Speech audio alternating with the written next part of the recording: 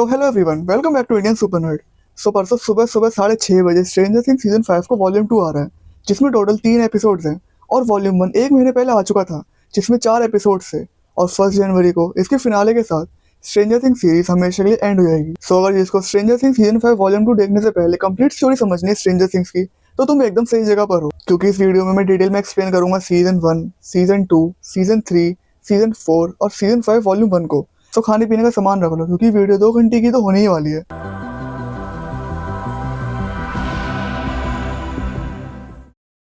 Chapter 1, the vanishing of will buyers. Hawkins Indiana एक छोटा सा पीसफुल टाउन, लेकिन 1983 की एक रात सब कुछ बदल जाता है।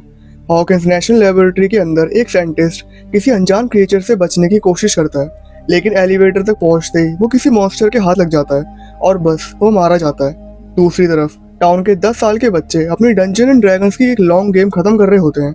माइक, लूकस, डस्टिन और विल गेम के बाद सब घर जा रहे होते हैं और विल अपनी साइकिल लेकर रात के जंगल के रास्ते मर्कवुड से निकलता है, लेकिन उसके रास्ते में एक अजीब सी ह्यूमनॉइड शैडो आती है।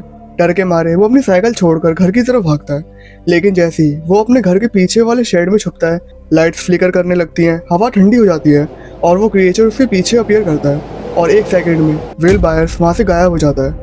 अगली सुबह उसकी मम्मी जॉयस और बड़ा भाई जॉनसन रियलाइज करते हैं कि विल घर नहीं आया है।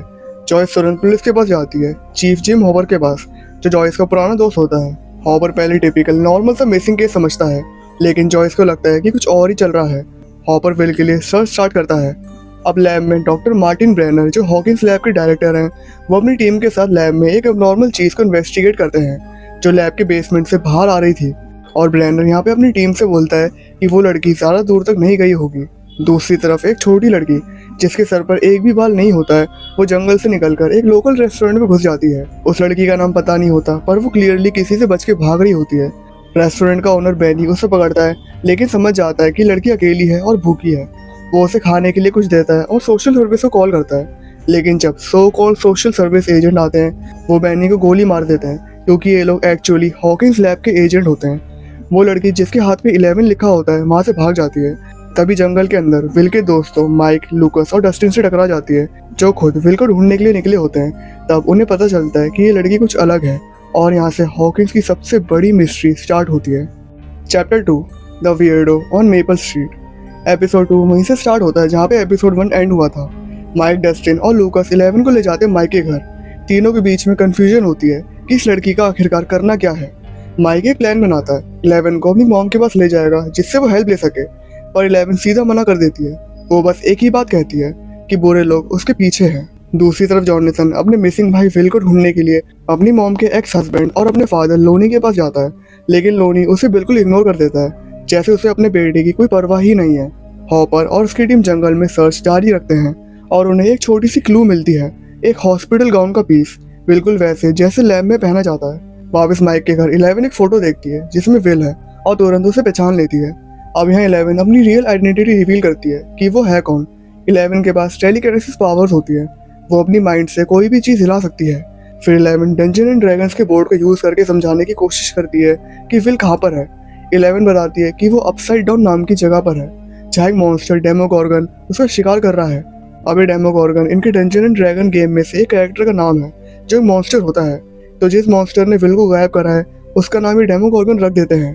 दूसरी तरफ माइक की बहन नैन्सी अपनी फ्रेंड बाब के साथ अपने बॉयफ्रेंड स्टीव के घर पार्टी करने के लिए जाती है। जॉनसन, जो अभी भी विल को ढूंढ रहा होता है, छुपके से जंगल के पास से उनकी पार्टी की फोटोज क्लिक करता है। पार्टी में नैन्सी थोड़ा स्टीव के साथ बिजी हो जाती है और बाब अकेली पूल के पास अपना इंजर्ड हाथ लेके बैठी होती है। तभी उसके आसपास कुछ अजीब सा होता है, लाइट्स ब्लिंक करने लग जाती है, हवा बदल जाती है और फिर डेमोगॉर्गन बाब को पकड़ लेता है। एपिसोड एंड होता है एक डार्क नोट पर। जॉयस अपने घर के फोन पे विल की आवाज सुनती है और उसके रेडियो से म्यूजिक चलने लगता है। तभी उसके सामने दीवार से एक क्रीपी क्रिएचर निकलने लगता है, लाइट्स फ्लिकर कर रही होती हैं और जॉयस बस एक ही बात समझ पाती है कि विल के गायब होने के पीछे इसी क्रिएचर का हाथ है। चैप्टर 3, हॉली जॉली। बार्ब एक अजीब और सड़े हुए जगह पे होश में आती है। ये है अपसाइड डाउन, एक पैरेलल वर्ल्ड जहाँ सब कुछ अंधेरा, गीला और गलता हुआ लगता है। और बार्ब यहाँ पे खाली स्विमिंग पूल में होती है।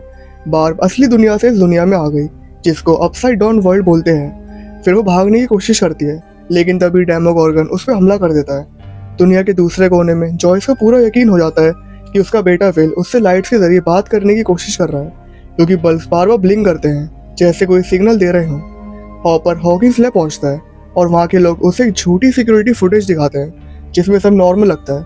लेकिन तभी हॉपर को कुछ गड़बड़ लगती है और वो इन्वेस्टिगेशन में निकल पड़ता है, जहाँ उसे पता चलता है कि डॉक्टर बैनर नाम का आदमी एक secret experiment project MK ultra चला रहा था और एक औरत टेरी आइव्स ने कुछ साल पहले इल्जाम लगाया था कि ब्रैनर ने उसकी बेटी चुरा ली थी। दूसरी तरफ 11 को अपनी पुरानी यादें याद आने लगती हैं कि कैसे ब्रैनर, जिसे वो पापा बुलाती है, उसे जबरदस्ती एक बिल्ली को दर्द पहुंचाने के लिए कहता है। जब 11 मना करती है तो उसे पनिश किया जाता है। दूसरी तरफ स्टीव को जॉनसन के खींचे हुए फोटोज मिलते हैं जिसमें उसके फ्रेंड्स के पार्टी के मोमेंट्स होते हैं और गुस्से में स्टीव जॉनसन का कैमरा तोड़ देता है। नैन्सी उन फोटोज में देखती है कि बाप के साथ कुछ तो गड़बड़ हुई है। वो स्टीव के घर वापस जाके देखती है कि बाप की कार वहाँ पर अभी भी खड़ी हुई है। तभी उसे डेमोगोगन दिख जाता है। नैन्सी डर के मारे वहाँ से भाग जाती है। जॉयस अपने घर की दीवार पर अल्फाबेट लिखकर उनके ऊपर क्रिसमस लाइट्स लटका देती है ताकि विल उन लाइट्स के जरिए बात कर सके। और तब एक शॉकिंग मोमेंट आता है। लाइट के जरिए विल कहता है राइट हेयर, मतलब मैं यहीं पर हूँ, और फिर वॉर्न करता है रन, मतलब यहाँ से जल्दी भागो, और फिर डेमोगोगन दीवार से निकलने लगता है। दूसरी तरफ माइक, लूकास और डस्टिन 11 से कहते हैं कि वो उन्हें विल तक ले चले, लेकिन 11 उन्हें विल के घर पर ले आती है। तीनों परेशान हो जाते हैं, लेकिन तभी कुछ पुलिस और एम्बुलेंस की आवाज़ आती है। जब वो वहाँ पहुँचते हैं तो देखते हैं कुआरी के पानी से विल की डेड बॉडी मिल गई है और ये तीनों यहाँ काफ़ी बुरी तरह अंदर से टूट जाते हैं। Chapter 4 the body. जॉयस कुआरी से मिली बॉडी को देखने से भी मना कर देती है। उसका दिल कह रहा होता है कि ये विल नहीं है। वो हॉपर को बार बार समझाती है कि विल को वही मॉन्स्टर ले गया जो दीवार में से बाहर आया था, पर हॉपर जॉयस की मॉन्स्टर वाली बात पर बिल्कुल यकीन नहीं करता। दूसरी तरफ माइक को लगता है कि 11 ने उसे झूठ बोला, लेकिन 11 प्रूव करती है कि विल सच में जिंदा है। वो माइक के वॉकी टॉकी से विल की आवाज़ चैनल करती है। तीनों दोस्त माइक, लूकास और डस्टिन एक थ्योरी बनाते हैं कि अगर 11 एक नॉर्मल वॉकी टॉकी से कनेक्ट कर सकती है तो स्कूल के बड़े हैम रेडियो से वो और भी ज़्यादा पावरफुल सिग्नल पकड़ सकती है और विल से सीधा बात कर सकती है। दूसरी तरफ नैन्सी को जॉनसन के फोटोज में कुछ अजीब लगता है। बार्ब के पीछे एक ब्लरी सा फिगर दिखाई देता है। जॉनसन रियलाइज करता है कि वही क्रिएचर हो सकता है जिसका जिक्र उसकी मम्मी कर रही थी। नैन्सी पुलिस को बार्ब के गायब होने की रिपोर्ट देने के लिए कहती है, लेकिन उसका बॉयफ्रेंड स्टीव इन सब में अपनी बस रेपुटेशन की चिंता करता है। दोनों के बीच एक बुरा झगड़ा हो जाता है। हॉपर को भी कुछ गड़बड़ लगती है जब उसे पता चलता है कि विल के पोस्टमार्टम के लिए यूजुअल फॉरेंसिक साइंटिस्ट को घर भेज दिया गया था और कोई और फॉरेंसिक साइंटिस्ट बॉडी को हैंडल कर रहा है, तो उसका शक और बढ़ जाता है। हॉपर उस पुलिस ऑफिसर को पकड़कर पूछता है जिसे बॉडी मिली थी, और पिटाई के बाद वो कन्फेस करता है कि बॉडी फेक थी, सब कुछ कवर अप था। दूसरी तरफ स्कूल में बॉयज छुपके से 11 को अंदर ले जाते हैं ताकि वो हैम रेडियो का यूज करके विल से कनेक्ट कर सके। जॉयस अपने घर में दीवार के अंदर से विल की आवाज़ सुनती है और जब वो वॉलपेपर फाड़ती है तो उसके सामने एक टेरिफाइंग सीन होता है। विल उसके सामने होता है, लेकिन किसी और डायमेंशन में। जॉयस विल से कहती है कि वो उसको ढूंढ कर रहेगी, पर विल को वहाँ से भागना पड़ता है क्योंकि डेमोगोगन विल की तरफ आ रहा था। 11 हैम रेडियो से विल के बीच से कनेक्शन बना लेती है और विल और जॉयस के बीच में जो भी बात हो रही थी वो माइक, लूकास, डस्टिन और 11 तीनों सुन पा रहे थे। एपिसोड के एंड में हॉपर सीधा मॉर्ग जाकर विल की बॉडी चेक करता है और जब वो उसे काट कर देखता है तो बॉडी के अंदर कॉटन और कपड़े भरे हुए थे, मतलब विल की बॉडी नकली थी।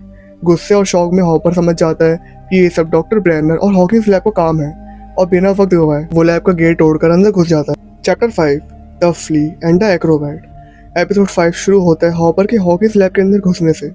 वो पूरे लैब की तलाशी लेता है, पर कुछ देर बाद गार्ड्स उसे पकड़कर बेहोश कर देते हैं। जब वो अपने घर पे होश में आता है तो उसे एक हिडन माइक्रोफोन मिलता है और तब उसे पूरा यकीन हो जाता है कि जॉयस सही कह रही थी, ये लैब वाले सच में कुछ छुपा रहे हैं। दूसरी तरफ माइक, डस्टिन और लूकास समझ जाते हैं कि विल एक ऑल्टरनेट डायमेंशन में है जिसका जिक्र 11 ने किया था, द अपसाइड डाउन वर्ल्ड। फिर ये तीनों अपने साइंस टीचर मिस्टर क्लार्क से पूछते हैं कि क्या ऑल्टरनेट डायमेंशन में ट्रैवल करना पॉसिबल है। मिस्टर क्लार्क समझाते हैं कि थियोरेटिकली ये पॉसिबल है अगर कोई गेट हो जो 2 डायमेंशन को कनेक्ट करती हो।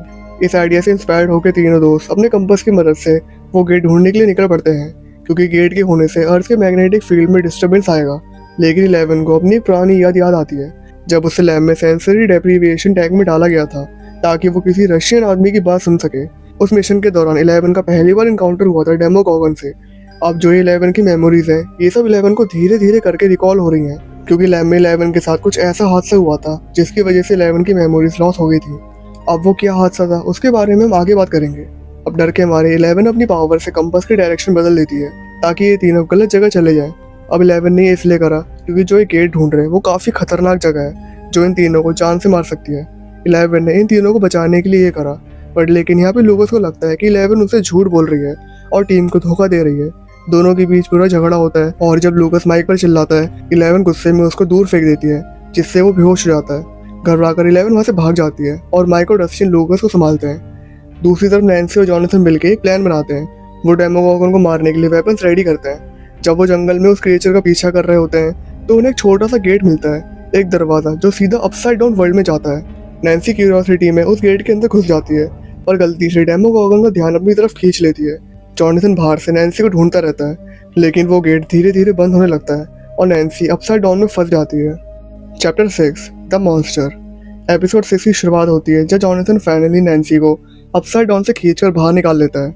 दोनों बच जाते हैं, लेकिन नैन्सी अभी भी उस टेरिफाइंग जगह और डेमोगॉगन के इनकाउंटर से पूरी तरह हिल चुकी होती है। रात को वो इतनी डर जाती है कि जॉनथन से कहती है कि वो उसके साथ उसके कमरे में रुक जाए, क्योंकि उसे अकेले रहने से डर लग रहा था। इसी दौरान स्टीव अपनी गलतियों को एहसास करते हुए नैन्सी से माफी मांगने के लिए आता है, लेकिन जब वो खिड़की से देख लेता है कि जॉनथन उसके साथ उस कमरे में है, तो वो गलत समझ लेता है कि ये दोनों काफी क्लोज हो चुके हैं। दूसरी तरफ जॉयस और हॉपर एक नई लीड को फॉलो करते हैं और मिलते हैं टेरी आइव से, एक औरत जो अब कैटाटॉनिक स्टेट में है, मतलब उस स्टेट में कि ये हिल नहीं सकती। बट लेकिन टेरी आइव के आसपास जो कुछ भी हो रहा है वो उसको साफ साफ पता चल रहा है। और यहाँ पे टेरी आइव की देखभाल उसकी बहन बैकी करती है। बैकी उन्हें बताती है कि टेरी कभी प्रोजेक्ट MK अल्ट्रा का हिस्सा थी, जब वो बिना जाने प्रेग्नेंट थी। टेरी का मानना है कि डॉक्टर ब्रैनर ने उसकी बच्ची, जिसका नाम उसने जेन रखा था, उसको चुरा लिया था, क्योंकि उस बच्ची के पास टेलीकिनेटिक और टेलीपैथिक पावर्स थी। दूसरी तरफ नैन्सी और जॉनथन अपने मिशन पर फोकस करते हुए वेपन्स इकट्ठा करते हैं।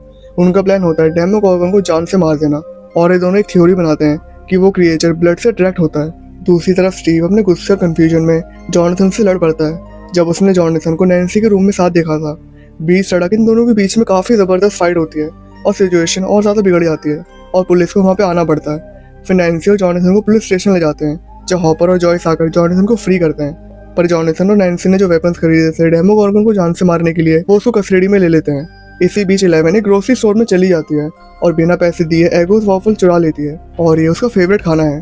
तभी माइक और डस्टिन 11 को ढूंढने के लिए निकलते हैं, लेकिन रास्ते में उन्हें स्कूल के 2 बुलीज मिल जाते हैं जो डस्टिन और माइक को डराते हैं।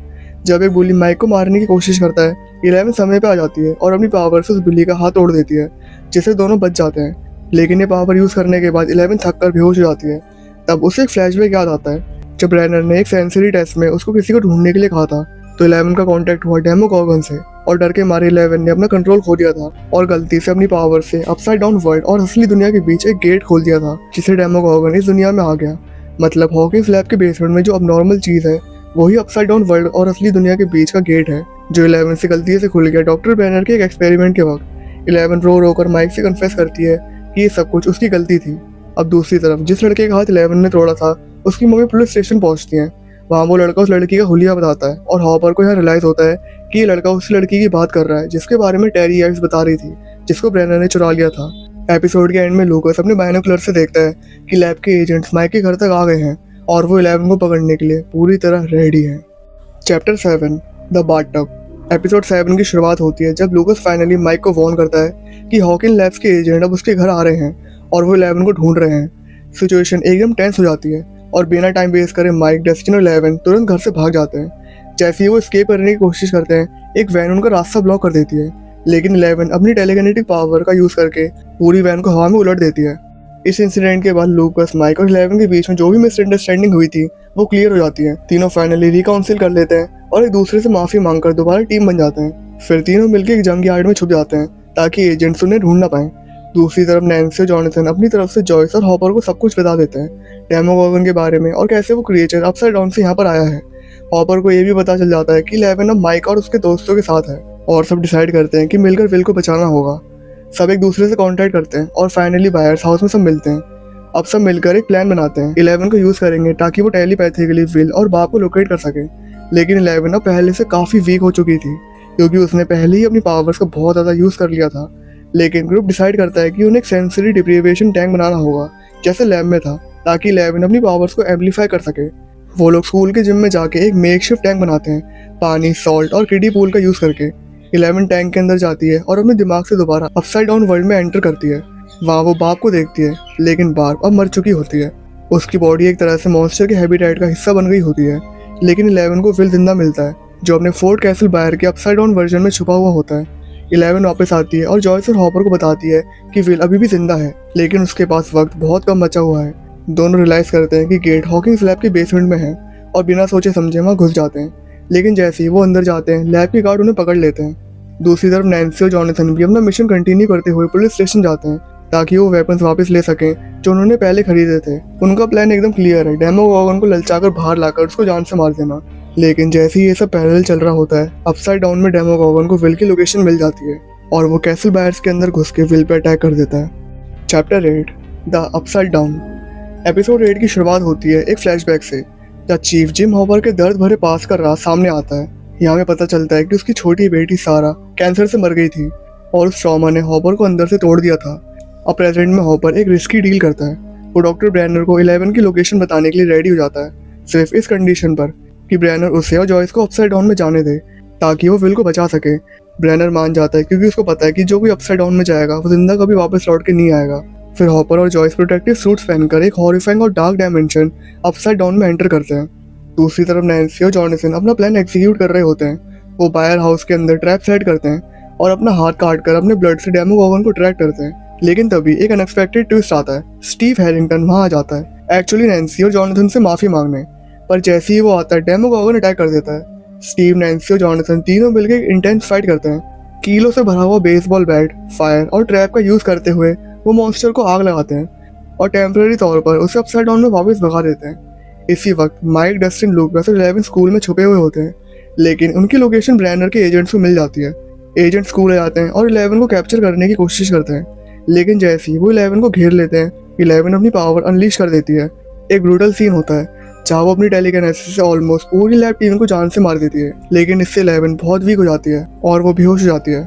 ब्रैनर और उसके बचे हुए एजेंट 11 और बच्चों को घेर लेते हैं, लेकिन तभी मरे हुए एजेंट की खून की महक को सूंघ के डेमोगॉर्गन वहाँ पे आ जाता है। ये क्रिएचर पूरे लैब पर अटैक कर देता है, ब्रैनर और उसके एजेंट्स को फाड़ डालता है और बच्चे मौका देख के वहाँ से भाग जाते हैं। दूसरी तरफ जॉयस और हॉपर अपसाइड डाउन के हॉकिंस लाइब्रेरी वर्जन तक पहुंचते हैं, जहाँ वो कई डेड बॉडीज देखते हैं, इंक्लूडिंग बार्ब की डेड बॉडी। आगे जाके वो विल को फाइनली ढूंढ लेते हैं, लेकिन वो अनकॉन्शियस पड़ा होता है और उसके मुंह से एक स्लिमी टेंड्रिल निकल रहा होता है जो उसके गले के अंदर घुसा हुआ होता है। हॉपर तुरंत उस टेंड्रिल को खींचकर बाहर निकालता है और सीपीआर देकर विल को रिवाइव करता है। एक इमोशनल और होपफुल मोमेंट होता है जहाँ फाइनली विल जिंदा लौट आता है। स्कूल में जैसे ही डेमोगॉर्गन दोबारा माइक और उसके फ्रेंड्स से पहुंचता है, 11 अपनी लास्ट स्ट्रेंथ इकट्ठा करती है। वो मॉन्स्टर के सामने खड़ी होती है, माइक को फाइनल गुड बाय कहकर अपनी पावर को फुल ब्लास्ट कर देती है और एक एक्सप्लोजन में डेमोगॉर्गन पूरी तरह राख बन जाता है, लेकिन उसके साथ 11 भी गायब हो जाती है। कुछ दिन बाद विल को हॉस्पिटल में होश आता है। उसकी मम्मी जॉयस, भाई जॉनथन और दोस्त उसके पास होते हैं। सब लोग खुश होते हैं और रिलीफ में होते हैं कि फाइनली ये नाइटमेयर खत्म हो गया। एक महीने बाद क्रिसमस के टाइम सब नॉर्मल लगता है। नैन्सी और स्टीव फिर से एक साथ हैं और जॉनथन भी उनका दोस्त बन गया है, लेकिन सब कुछ उतना सिंपल नहीं है। एक रात डिनर के बाद विल बाथरूम जाता है और सडनली एक स्लग लेग क्रिएचर उसके मुंह से बाहर निकलता है और सिंक में गिर जाता है। उस मोमेंट में विल एक सेकंड के लिए अपसाइड डाउन के वर्जन में चला जाता है, वही डार्क टिकेइंग वर्ल्ड। लेकिन जैसे ही वो नॉर्मल दुनिया में लौटता है, वो प्रिटेंड करता है कि जैसे कुछ हुआ ही नहीं और अपने फैमिली से सिगरेट छुपा लेता है। एपिसोड एक क्रीपी नोट पे खत्म होता है। विल फिजिकली तो वापस आ गया है, लेकिन अपसाइड डाउन अभी भी उसके अंदर जिंदा है।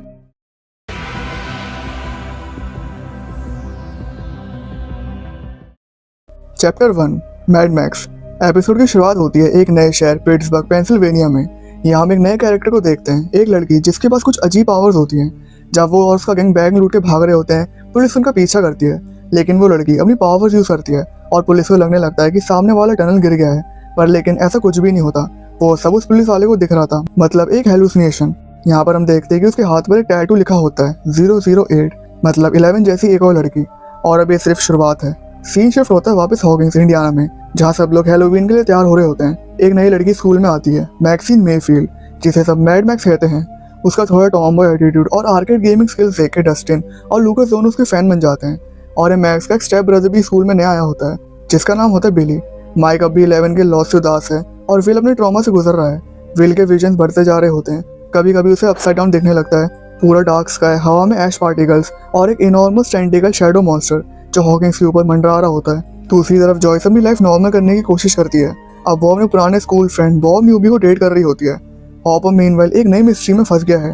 हॉकिंस के फार्म में सारे पंपकिंस मिस्टीरियसली सड़े गले हुए मिल रहे हैं।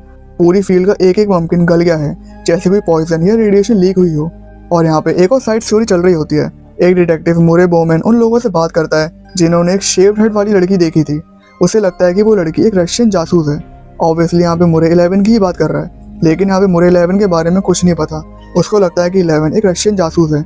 माइक और नैन्सी दोनों अपने लॉसेस से डील कर रहे हैं, माइक 11 के बिना और नैन्सी बाप के गिल्ट के साथ। बाप के पेरेंट्स को अभी भी बिलीव है कि उनकी बेटी मिसिंग है और उन्होंने मुरे बोमैन को हायर किया है उसे ढूंढने के लिए। और अपनी इन्वेस्टिगेशन में मुरे उस लड़की के पास से पहुंच जाता है जिसका सर शेप्ड है और मुरे उस लड़की को रशियन जासूस समझता है। नैन्सी और स्टीव डिनर के लिए बाप के घर जाते हैं, जहाँ नैन्सी देखती है कि बाप के मम्मी पापा ने अपना ये घर बेच दिया है ताकि वो बाप को ढूंढने के लिए डिटेक्टिव की फीस भर सकें। ये देखकर नैन्सी का गिल्ट और ज़्यादा बढ़ जाता है, पर अभी भी वो बाप के मम्मी पापा को सच नहीं बताती कि उनकी बेटी के साथ असल में क्या हुआ है और वो अब इनको कभी नहीं मिलने वाली। फिर हम लैब सीन में आते हैं। हॉकिंस लैब अभी नए डॉक्टर के अंडर है, डॉक्टर सैम ओवेंस। जॉयस और हॉपर विल को उसके रेगुलर चेकअप्स के लिए ले जाते हैं। डॉक्टर ओवेंस बताता है कि विल के एपिसोड्स PTSD के सिम्टम्स हैं, मतलब पोस्ट ट्रॉमेटिक स्ट्रेस डिसऑर्डर। शायद विल के साथ अपसाइड डाउन में जो भी हुआ, विल उसको बस भुला नहीं पा रहा है, लेकिन यहाँ पे सच कुछ और है। लैब के नीचे का गेट टूडा अपसाइड डाउन अब पहले से बड़ा हो गया है और ओवेंस के एक्सप्रेशन से क्लियर पता चल रहा है कुछ बहुत डेंजरस ग्रो कर रहा है जिसको लैब वाले भी कंट्रोल नहीं कर सकते। एपिसोड के लास्ट मोमेंट में हम हॉपर का सीक्रेट देखते हैं। वो फॉरेस्ट के एक हिडन कैबिन में जाता है। कैबिन के अंदर एक फेमिलर सीन, टीवी पे स्टैटिक्स, वॉफल्स और 11। हाँ, 11 जिंदा है और हॉपर उसे सीक्रेट रख रहा है ताकि गवर्नमेंट और लैब उसे वापस ना ले जाए। चैप्टर 2, ट्रिक और ट्रीट फ्रीक। एपिसोड की शुरुआत होती है कुछ हॉन्टिंग फ्लैशबैक से, जहाँ हम फाइनली देखते हैं कि 11 के साथ डेमोगॉगन को डिस्ट्रॉय करने के बाद क्या हुआ था। वो एक्चुअली मर नहीं गई थी, बल्कि अपसाइड डाउन में चली गई थी। ये जगह वही थी, डार्क, डस्टी, रॉटिंग और हॉरिफाइंग डेड वर्ल्ड। 11 पूरी ताकत लगाकर एक वीक स्पॉट ढूंढती है और एक वॉल के थ्रू रियल वर्ल्ड में वापस आ जाती है। लेकिन जैसे ही वो अपने घर वापस जाने की कोशिश करती है, वो देखती है कि गवर्नमेंट एजेंट्स माइक के घर पर आए हुए हैं, उसे इंटेरोगेट कर रहे हैं। ये देखकर 11 समझ जाती है कि अगर वो वापस गई तो उसे पकड़ लिया जाएगा, इसलिए वो अपने आप को छुपाने के लिए फॉरेस्ट में चली जाती है। जहाँ कुछ दिनों बाद वो हॉपर को मिलती है और हॉपर उसको इस सीक्रेट कैबिन में ले आता है जहाँ उसको कोई ढूंढ ना पाए, स्पेशली हॉकिंस लैब के agents. Now cut to present. Halloween का टाइम है हॉकिंस में। 11 अब हॉपर के साथ उस सीक्रेट कैबिन में रहती है। वो एक नॉर्मल बच्चे की तरह ट्रिक और ट्रीट जाना चाहती है, जहाँ हॉकिंस के सारे बच्चे घर घर जाकर कैंडीज और टॉफीज कलेक्ट करेंगे, पर हॉपर उसे मना कर देता है। वो कहता है अभी बाहर जाना सेफ नहीं है। 11 इरिटेट हो जाती है। वो सिर्फ एक नॉर्मल जिंदगी जीना चाहती है, पर हर दिन कैबिन के अंदर बंद रहती है। उधर हॉकिंस में कुछ और अजीब हो रहा है। हॉपर के पास नए पंपकिन केसेस आ रहे हैं। अब पूरे टाउन के पंपकिन फील्ड सड़े हुए मिल रहे हैं। जब वो एक फील्ड इंस्पेक्ट करता है तो उसे मिट्टी के अंदर से एक स्लिमी ऑर्गेनिक सब्सटेंस मिलता है, कुछ ऐसा जो बिल्कुल नेचुरल नहीं लगता। ये क्लियरली अपसाइड डाउन के स्प्रेड होने की शुरुआत लगती है। स्कूल साइड पे नैन्सी अभी बाप की गिल्ट से बाहर नहीं आई है। वो स्टीव से कहती है कि वो बाप के पेरेंट्स को सच बताना चाहती है कि बाप मर चुकी है और हॉकिंस लैब बाप की मौत के पीछे जिम्मेदार हैं। स्टीव डर जाता है, अगर तुमने कुछ बोला तो हॉकिंस लैब हमें भी मार देगी। हैलोवीन नाइट पे दोनों एक पार्टी अटेंड करते हैं। नैन्सी वहाँ पे ज्यादा पी लेती है और स्टीव पे चिल्लाती है। तुम बकवास हो क्या? स्टीव हर्ट होकर पार्टी छोड़ देता है और उसके बाद जॉनसन नैन्सी को घर ड्रॉप करने आता है। एक साइलेंट और इमोशनल मोमेंट होता है जहाँ जॉनसन उसको सेफली बेड में रख देता है। ये सीन उनके ग्रोइंग बॉन्ड का स्टार्टिंग पॉइंट बन जाता है। दूसरी तरफ हॉकिंस से छोटे हीरोज माइक, डस्टिन, लूकस और विल सब अपने गोस्टबस्टर कॉस्ट्यूम पहने हुए ट्रिक और ट्रीटिंग जा रहे होते हैं, पर यार लूकस और डस्टिन के कहने पर मैक्स उनका ग्रुप ज्वाइन कर लेती है। लूकस और डस्टिन दोनों ऑब्वियसली इंप्रेस हो जाते हैं और दोनों मैक्स को पसंद करने लगते हैं। लेकिन हैलोवीन के बीच विल को फिर से एक और एपिसोड होता है। उसे सब कुछ ब्लर दिखने लगता है, हवा ठंडी पड़ जाती है और वो दोबारा अपसाइड डाउन वर्ल्ड में चला जाता है। आसमान में वही जायंट शैडो मॉन्स्टर दोबारा दिखाई देता है, जो और ज़्यादा टेरिफाइंग लगता है। माइक उसे संभालता है और विल फाइनली अपने विजन के बारे में बताता है। माइक कन्फेस करता है कि वो अभी 11 से कॉन्टेक्ट करने की कोशिश करता है। हर रात वॉकी टॉकी पे उसे बुलाता है। अब दूसरी तरफ 11 जो कैबिन में टीवी के पास बैठी होती है, अपनी पावर से माइक से कांटेक्ट करने का ट्राई करती है। वो उसकी वॉइस सुनने की कोशिश करती है, पर कनेक्शन नहीं होता। एक हार्ट ब्रेकिंग सीन होता है। दोनों एक दूसरे को याद कर रहे होते हैं, पर एक इनविजिबल वॉल उन्हें अलग कर देती है। एपिसोड के लास्ट में एक शॉकिंग मोमेंट मिलता है। डस्टिन ट्रिक और ट्रीटिंग से घर लौटता है, अपना ट्रैश कैन खोलता है और अंदर से एक वियर्ड स्लिमी क्रिएचर मिलता है। वो क्रिएचर बिल्कुल एलियन जैसा लगता है। Chapter 3, the पॉलीवॉक। हॉकिंस में सब अपनी लाइफ जी रहे होते हैं, पर सब कुछ नॉर्मल नहीं है। जॉयस का बॉयफ्रेंड बॉब न्यूबी एक इनोसेंट और केयरिंग बंदा है। वो विल को इंकरेज करता है कि अपने नाइटमेयर्स का सामना करे, पर बॉब को नहीं पता कि विल के नाइटमेयर रियल हैं। उधर नैन्सी स्टीव से ब्रेकअप कर लेती है और कन्फेस करती है कि अब वो स्टीव के लिए कुछ भी फील नहीं करती है। फिर नैन्सी और जॉनथन डिसाइड करते हैं कि अब वो बाप के पेरेंट्स को सच बताएंगे। लेकिन हॉकिंस लैब उनके फ़ोन टैप कर रहा है। ये नैन्सी और जॉनथन को फील होता है, इसलिए वो डिसाइड करते हैं पब्लिक पार्क में नेक्स्ट डे बाप के पेरेंट्स से मिलेंगे। ये दोनों क्वाइटली प्लान बना रहे होते हैं, नोइंग कि उनके खिलाफ पूरा हॉकिंस लैब है। अब आते हैं हॉकिंस से छोटे गोस्टबस्टर गैंग पर। डस्टिन को पिछले एपिसोड में जो क्रिएचर ट्रैश कैन में मिला था वो अब ऑफिशियली उसका पेट बन गया है। वो उसे नाम देता है डार्ट एनियन या शॉर्ट में डार्ट। वो एक छोटा स्लिमी स्लग जैसा लगता है जिसको गर्मी बिल्कुल बर्दाश्त नहीं होती। डस्टिन डार्ट को स्कूल में ले जाता है और माइक, विल, लूकस, मैक्स सबको दिखाता है, लेकिन जैसे ही डार्ट एक अजीब सी स्क्रीचिंग साउंड निकालता है विल तुरंत फ्रीज हो जाता है। ये आवाज़ वही है जो उसने अपसाइड डाउन के विजन में सुनी थी। विल समझ आता है कि ये क्रिएचर वहाँ से आया है। मीनवाइल हॉपर अब हॉकिंस लैब के डॉक्टर ओवन से बहुत गुस्सा है। वो बोलता है तुम लोग बोलते हो कि गेट कंट्रोल में है, लेकिन पूरे टाउन के पंपकिन्स गल रहे हैं, ये सब अपसाइड डाउन का स्प्रेड है। ओवन चिल माइंड से सब हैंडल करने की एक्टिंग करता है, पर क्लियरली कुछ बड़ा छुपा रहा है। Back to cabin. 11 cabin life से बोर हो गई है। हर दिन एक ही जगह, same TV, same waffles. Hopper ने उसके लिए स्ट्रिक्ट रूल बनाया था कि बाहर अकेले मत जाना, पर 11 के अंदर एक क्रेविंग है माइक को देखने की, उससे बात करने की। एक दिन वो फाइनली डिसाइड करती है आई एम डन वेटिंग। वो विंडो के थ्रू बाहर निकल जाती है और हॉकिंग्स की स्ट्रीट में आ जाती है। Back to school. डार्ट अब इवॉल्व होने लगता है और उसके हाथ पैर रुक जाते हैं, पर जैसे ही मैक्स दरवाज़ा खोलती है वो वहाँ से भाग जाता है और ये पाँचों पूरे स्कूल में डार्ट को ढूंढते हैं। फिर 11 स्कूल पहुँचती है, दूर से देख रही होती है माइक को, लेकिन तब वो देखती है माइक और मैक्स के बीच में कुछ आर्ग्यूमेंट चल रहा है। अब ये आर्ग्यूमेंट इस बात को लेके होता है कि माइक को लगता है कि मैक्स जबरदस्ती इनके ग्रुप में घुसने की कोशिश कर रही है, पर ग्रुप में मैक्स को लूकस और डस्टिन ने इन्वाइट करा था और इसलिए माइक मैक्स से गिलस्ता है। अब यहाँ 11 को लगता है कि वो दोनों फ्लर्ट कर रहे हैं। उसके चेहरे पे एक हार्ट ब्रेक और जेलसी का मोमेंट आता है। वो अपनी पावर से मैक्स को गिरा देती है और वहाँ से चली जाती है।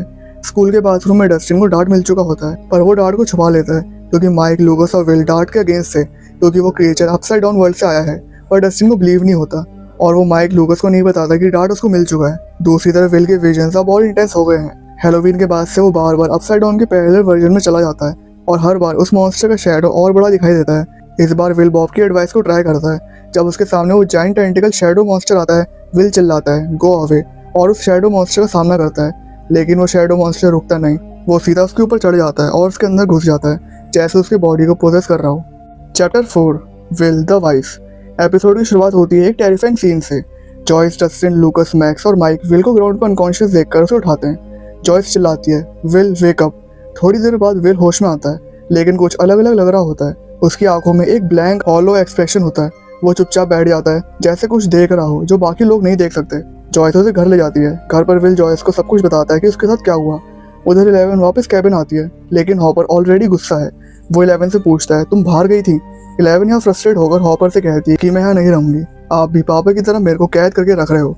और गुस्से में वो अपनी पावर से कैबिन के विंडोज और फर्नीचर तोड़ देती है। हॉपर उसे शांत करने की कोशिश करता है, पर वो चुपचाप अंदर चली जाती है, आंखों में आंसू लेके। अब जॉयस फाइनली हॉपर को कॉल करती है। हॉपर घर आता है और विल से बात करता है। फिर विल हॉपर से कहता है कि जो शैडो मॉन्स्टर ने मेरे पर अटैक करा था उसको सिर्फ ठंडा एनवायरनमेंट पसंद है, और विल को ये कैसे पता वो उसको खुद नहीं पता।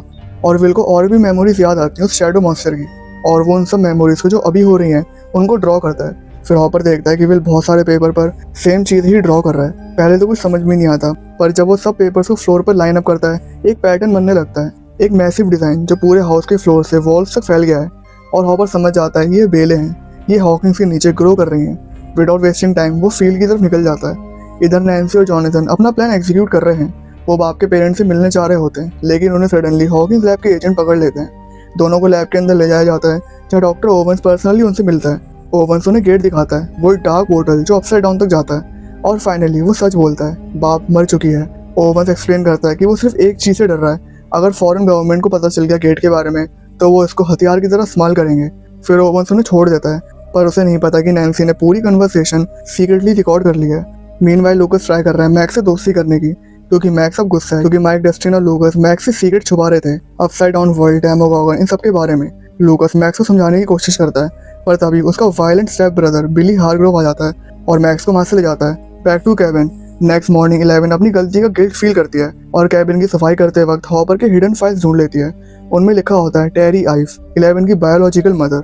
11 अपनी पावर से उसे कॉन्टेक्ट करने की कोशिश करती है और उसका दिमाग एक स्टैटिक और इको वर्ल्ड में चला जाता है, जहाँ वो टेरी को देखती है, एक औरत जो कैटाट्रॉनिक स्टेट में है। कि कैटाट्रॉनिक स्टेट वो स्टेट होती है जिसमें इंसान बिल्कुल भी हिल नहीं पाता, पर लेकिन वो कॉन्शियस होता है, उसके आसपास जो कुछ भी हो रहा है उसको सब पता चलता है। उधर डस्टिन घर जाता है और देखकर शॉक हो जाता है, डार्ट का केज खुला हुआ है और उसका पेट कैट म्यूज गायब है।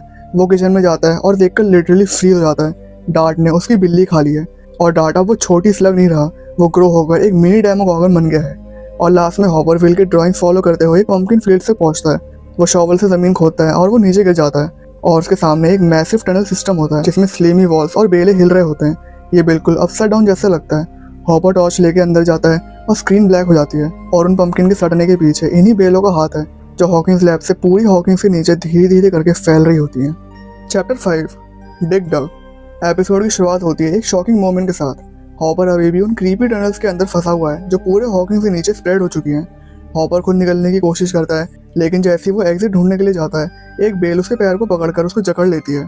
दूसरी तरफ बायर्स हाउस पे माइका बेल के साथ रुका हुआ है क्योंकि अब उसे नॉर्मल नाइटमेयर्स नहीं आते। उसके विजन एक रियल कनेक्शन बन चुके हैं अपसाइड डाउन के साथ। विल अपने ड्राइंग्स और विजन के जरिए हॉपर का लोकेशन दिखाता है, लेकिन कोई समझ नहीं पा रहा था कि ये लाइंस और बेल एक्चुअली में क्या बता रही हैं। तभी एंट्री होती है बॉब न्यूबी की।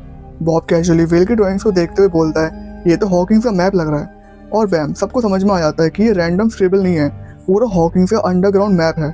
जॉयस, विल, बॉब और माइक तुरंत निकल पड़ते हैं हॉपर को ढूंढने और फाइनली वो पंपकिन फील्ड तक पहुंचते हैं जहां हॉपर एक्चुअली फंसा हुआ था और उसको उन बेलों से छुड़वाते हैं। दूसरी तरफ नैन्सी और जॉनसन जा रहे होते हैं मुरे बॉमैन के पास, वही डिटेक्टिव जो रशिया और हॉकिंस लैब को कनेक्ट कर रहा था। नैन्सी उसे ओवंस की रिकॉर्डिंग सुनाती है जहां वो इनडायरेक्टली कन्फेस करता है कि बाब अपसाइड डाउन में मर चुकी है। मुरे तुरंत बोलता है पब्लिक को ये सब सच समझ में नहीं आएगा, ये सब उनके लिए एक क्रेजी एलियन स्टोरी लगेगी, तो वो सजेस्ट करता है इसको थोड़ा डाइल्यूट कर दो, एक एक्सेप्टेबल वर्जन बनाओ ताकि मीडिया से पब्लिश कर सके। बेसिकली उन्होंने सच को ट्रुथ और फिक्शन के बीच का परफेक्ट मिक्स बना दिया, एक ऐसी स्टोरी जो लोग बिलीव भी कर लें और हॉकिंस लैब एक्सपोज भी हो जाए। मीनवाइल डस्टिन फाइनली कन्फेस करता है स्टीव से कि उसने एक छोटी क्रिएचर घर में रखी थी जो अब डेमोगॉगन का बच्चा निकला। दोनों मिलकर उसको ट्रैप करने के लिए जाते हैं और यहाँ से स्टार्ट होता है उनका लेजेंडरी अनएक्सपेक्टेड डुओ ब्रोमांस। फिर स्टीव डस्टिन के साथ उसके घर जाता है जहाँ उसने डार्ट को घर के पीछे वाले बेसमेंट में बंद करके रखा था। पर स्टीव जैसे ही नीचे जाता है तो वो डार्ट की स्किन देखता है जो अब और इवॉल्व हो चुका था और वो देखता है कि डार्ट बेसमेंट से भाग चुका है। इधर 11 अपने साइकिक पावर से टेरी एफ्स को लोकेट करती है। जब वो उसके घर जाती है तो उसे पता चलता है कि टेरी अब मेंटली अनरिस्पॉन्सिव है, जैसे शॉक थेरेपी ने उसके दिमाग को फ्रीज कर दिया हो। लेकिन 11 अपने पावर से एक साइकिक कनेक्शन बनाती है जहाँ टेरी उसे पुरानी मेमोरीज दिखाती है, कैसे वो अपनी बेटी को बचाने हॉकिंस लैब गई थी और कैसे डॉक्टर ब्रैनर ने उसे टॉर्चर करके उसका दिमाग जला दिया। यहीं पर 11 को एक और शॉकिंग बात पता चलती है, उसके जैसी एक और लड़की थी, एक और एक्सपेरिमेंट चाइल्ड। एपिसोड के एंड में हॉकिंस लैब के साइंटिस्ट टनल में फायर लगा देते हैं ताकि इन्फेक्शन स्प्रेड ना हो, लेकिन जैसे ही वो आग लगाते हैं विल वायलेंट तरीके से दर्द महसूस करने लगता है, जैसे उसका पूरा नर्वस सिस्टम फायर से जल रहा हो। Chapter 6 the spy. एपिसोड की शुरुआत होती है एक सुपर टेंस सीन के साथ। विल को उस हादसे के बाद हॉकिंस लैब ले जाते हैं। उसका चेहरा पूरा पेल, आंखें ब्लैंक होती हैं। डॉक्टर उसे ऑब्जर्व कर रहे होते हैं और डॉक्टर ओवेंस को फाइनली एक हॉरिफाइंग रियलाइजेशन होती है ये कोई नॉर्मल इन्फेक्शन नहीं है। शैडो मॉन्स्टर जिसकी विल बार बार बात कर रहा था वो लिटरली विल के दिमाग में घुस चुका है। फिर विल इसी दौरान अपनी थोड़ी मेमोरी लॉस कर देता है, जैसे डॉक्टर ओवेंस को जो उसका डेली चेकअप करते थे उनको पहचान नहीं पाता और हॉपर और बॉब को भी पहचानने में विल को प्रॉब्लम होती है। फिर विल डॉक्टर ओवन से कहता है कि उसको जलाकर अच्छा नहीं करा, वो बहुत गुस्से में है। ओवन समझता है कि एक वायरस जैसा काम कर रहा है, एक साइकिक इन्फेक्शन जो विल के ब्रेन के थ्रू पूरी अपसाइड डाउन की क्रिएचर को कंट्रोल कर रहा है। और सबसे ज़्यादा टेरिफाइंग बात, ये सब एक हाइव माइंड शेयर करते हैं। मतलब अगर तुम टनल को डिस्ट्रॉय करते हो तो इनडायरेक्टली तुम विल को भी मार रहे हो, क्योंकि सब एक दूसरे से कनेक्टेड है हाइव माइंड के थ्रू। सीन कट होता है नैन्सी और जॉनथन पे जो मोरे बॉमन के घर पर हैं। मोरे उन दोनों की ऑकवर्ड केमिस्ट्री को इंस्टेंटली स्पॉट कर लेता है। एक हिलेरियस येट होलसम सीन आता है जहाँ दोनों फाइनली अपनी फीलिंग्स एडमिट करते हैं और रात भर बात करते हैं। नेक्स्ट मॉर्निंग नैन्सी, जॉनथन और मोरे अपना प्लान एक्सिक्यूट करते हैं। हॉकिंस लैब के कन्फेशन टेप के मल्टीपल कॉपीज बनाकर कंट्री के डिफरेंट न्यूज़पेपर को भेज देते हैं। बेसिकली अब उन्होंने लैब का सच दुनिया तक पहुंचा दिया है। मीनवाइल विल के घर में अब क्योस है। नैन्सी और जॉनथन वापस बायर्स हाउस आते हैं और देखते हैं पूरा घर अब विल की क्रीपी ड्राइंग से भरा हुआ है। हर जगह मैप्स और डार्क पैटर्न जैसे एक पजल है जिसमें मॉन्स्टर छुपा है। दूसरी तरफ लैब में डॉक्टर ओवन हॉपर को दिखाते हैं कि गेट कितना ज़्यादा बढ़ चुका है। ये गेट सीजन 1 में सिर्फ इतना था, पर वो वायरस की तरह स्प्रेड होकर इतना ज़्यादा फैल चुका है और हॉकिंग से नीचे और ज़्यादा फैलता जा रहा है। दूसरी तरफ लोकस मैक्स को उसके भाई विली की नज़रों से बचाकर अपने साथ ले आता है ताकि मैक्स को सब पता चल सके और अब कोई सीक्रेट लोकस और मैक्स के बीच में ना हो। फिर लोकस और मैक्स मिलते हैं स्टीव और डस्टिन से जो पुराने कबाड़ खाने में एक ट्रैप सेट कर चुके होते हैं डार्ट को मारने के लिए। डस्टिन फाइनली कन्फेस करता है कि डार्ट एक्चुअली एक डेमोगॉगन का बच्चा निकला। स्टीव अपने क्लासिक कीलो वाले बैट के साथ फुल रेडी होता है। बच्चे बस के अंदर छुपे हुए होते हैं। स्टीव फ्रंट लाइन पे खड़ा होता है और डार्ट के साथ उसके जैसे और दूसरे एडोलेसेंट डेमोगॉगन्स यानी डेमोडॉग्स आ जाते हैं। सीन फुल क्योस बन जाता है। बच्चे चिल्लाते हैं, स्टीव फाइट करता है, लेकिन जैसे ही लगता है कि सब खत्म हो गया सडनली सारे डेमोडॉग्स रुक जाते हैं और फिर एक एक करके वहाँ से भाग जाते हैं। Cut to Will. लैब में डॉक्टर्स की रीडिंग चेक कर रहे होते हैं और वो एक स्ट्रेंज लोकेशन पॉइंट करता है मैप पे, एक जगह जहाँ शैडो मॉन्स्टर उसे देखने नहीं देता। ओवंस बिना समझे एक टीम भेज देता है चेक करने के लिए, लेकिन यही मिस्टेक सब कुछ बर्बाद कर देती है। टनल के अंदर लैब की टीम जाती है जहाँ डेमोडॉग्स आकर उन सारे सोल्जर्स को जिंदा खा जाते हैं। और हमें यहाँ पता चलता है कि विल ने झूठ बोलकर उन सोल्जर्स को उस जगह भेजा ताकि डेमोडॉग्स उन सोल्जर्स को खा सकें, और ये विल से उसे शैडो मॉन्स्टर ने कराया। फिर लैब के मॉनिटर पर अलार्म बजने लगते हैं और डेमोडॉग लैब के बेसमेंट से हॉकिंस लैब पहुंच चुके होते हैं। Chapter 7 the lost sister. Episode की शुरुआत एक टोटली डिफरेंट वाइब के साथ होती है। हॉकिंस से दूर शिकागो के क्राउडेड स्ट्रीट में यहाँ 11 एक न्यू मिशन पे निकलती है। अपनी मटेरिया आइव्स के दिखाए हुए विजन को फॉलो करते हुए उसकी जर्नी उसे एक पुरानी न्यू वर्ल्ड तक ले जाती है। एक जगह जहाँ वो मिलती है एक लड़की से जिसके हाथ में लिखा होता है 008। इस लड़की का नाम होता है काली, और जैसे ही 11 उसे मिलती है एक इंस्टेंट कनेक्शन होता है और दोनों को एक ही मॉन्स्टर ने क्रिएट करा था, डॉक्टर ब्रेनर। काली के पास भी एक इंसेन पावर है, वो लोगों के दिमाग में इल्यूजन क्रिएट कर सकती है। बेसिकली वो उनके दिमाग में विजुअल डालकर उन्हें कुछ भी दिखा सकती है, एक तरह से फुल मेंटल मैनिपुलेशन। और अब काली एक स्ट्रीट गैंग के साथ रहती है।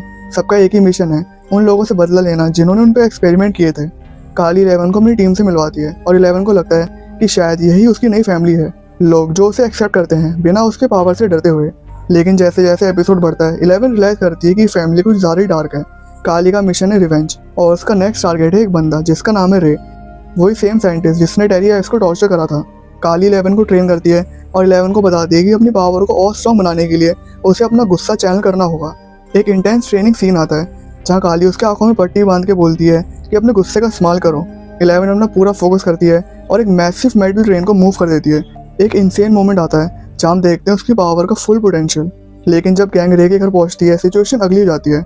11 उसके सामने खड़ी होती है और अपने टेलीकिनेसिस से उससे चोक कर रही होती है। रे घबरा के बोलता है ब्रेनर अभी भी जिंदा है। ये लाइन एकदम शॉक दे देती है 11 को।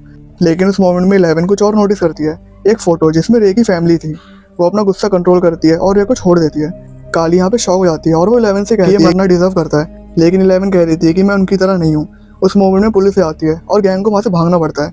इसी मोमेंट में 11 को एक विजन दिखाई देता है, माइक और हॉपर हॉकिंस लैब में डेंजर में है।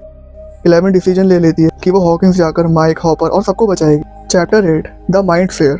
एपिसोड की शुरुआत होती है फुल कैओस के साथ। डेमोडॉग्स बुलेट प्रूफ कास्ट तोड़कर लैब में घुस जाते हैं और हॉकिंस लैब अब एक हॉरर बैटलफील्ड बन चुका होता है।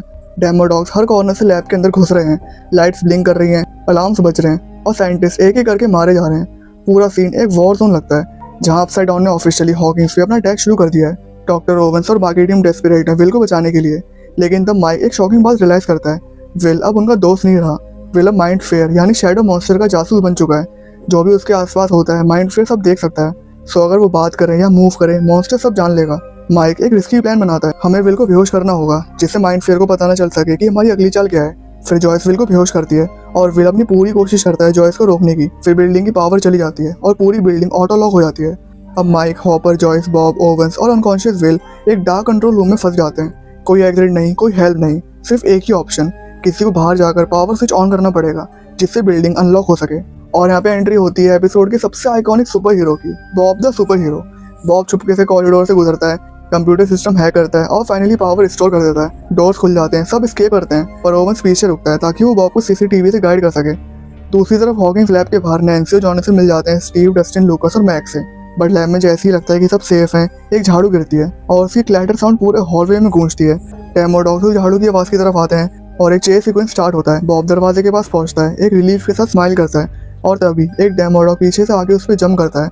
जॉयस चीखती है पर वो उसके आंखों के सामने मार दिया जाता है। टीम फाइनली लैब से निकलकर सेफ जगह पहुंचती है। पूरा ग्रुप फाइनली बायर हाउस पहुंचता है। वहाँ डस्टिन एक साइंटिफिक एक्सप्लेनेशन देता है कि माइंड फ्लेयर विल पर अपना कब्जा कर चुका है।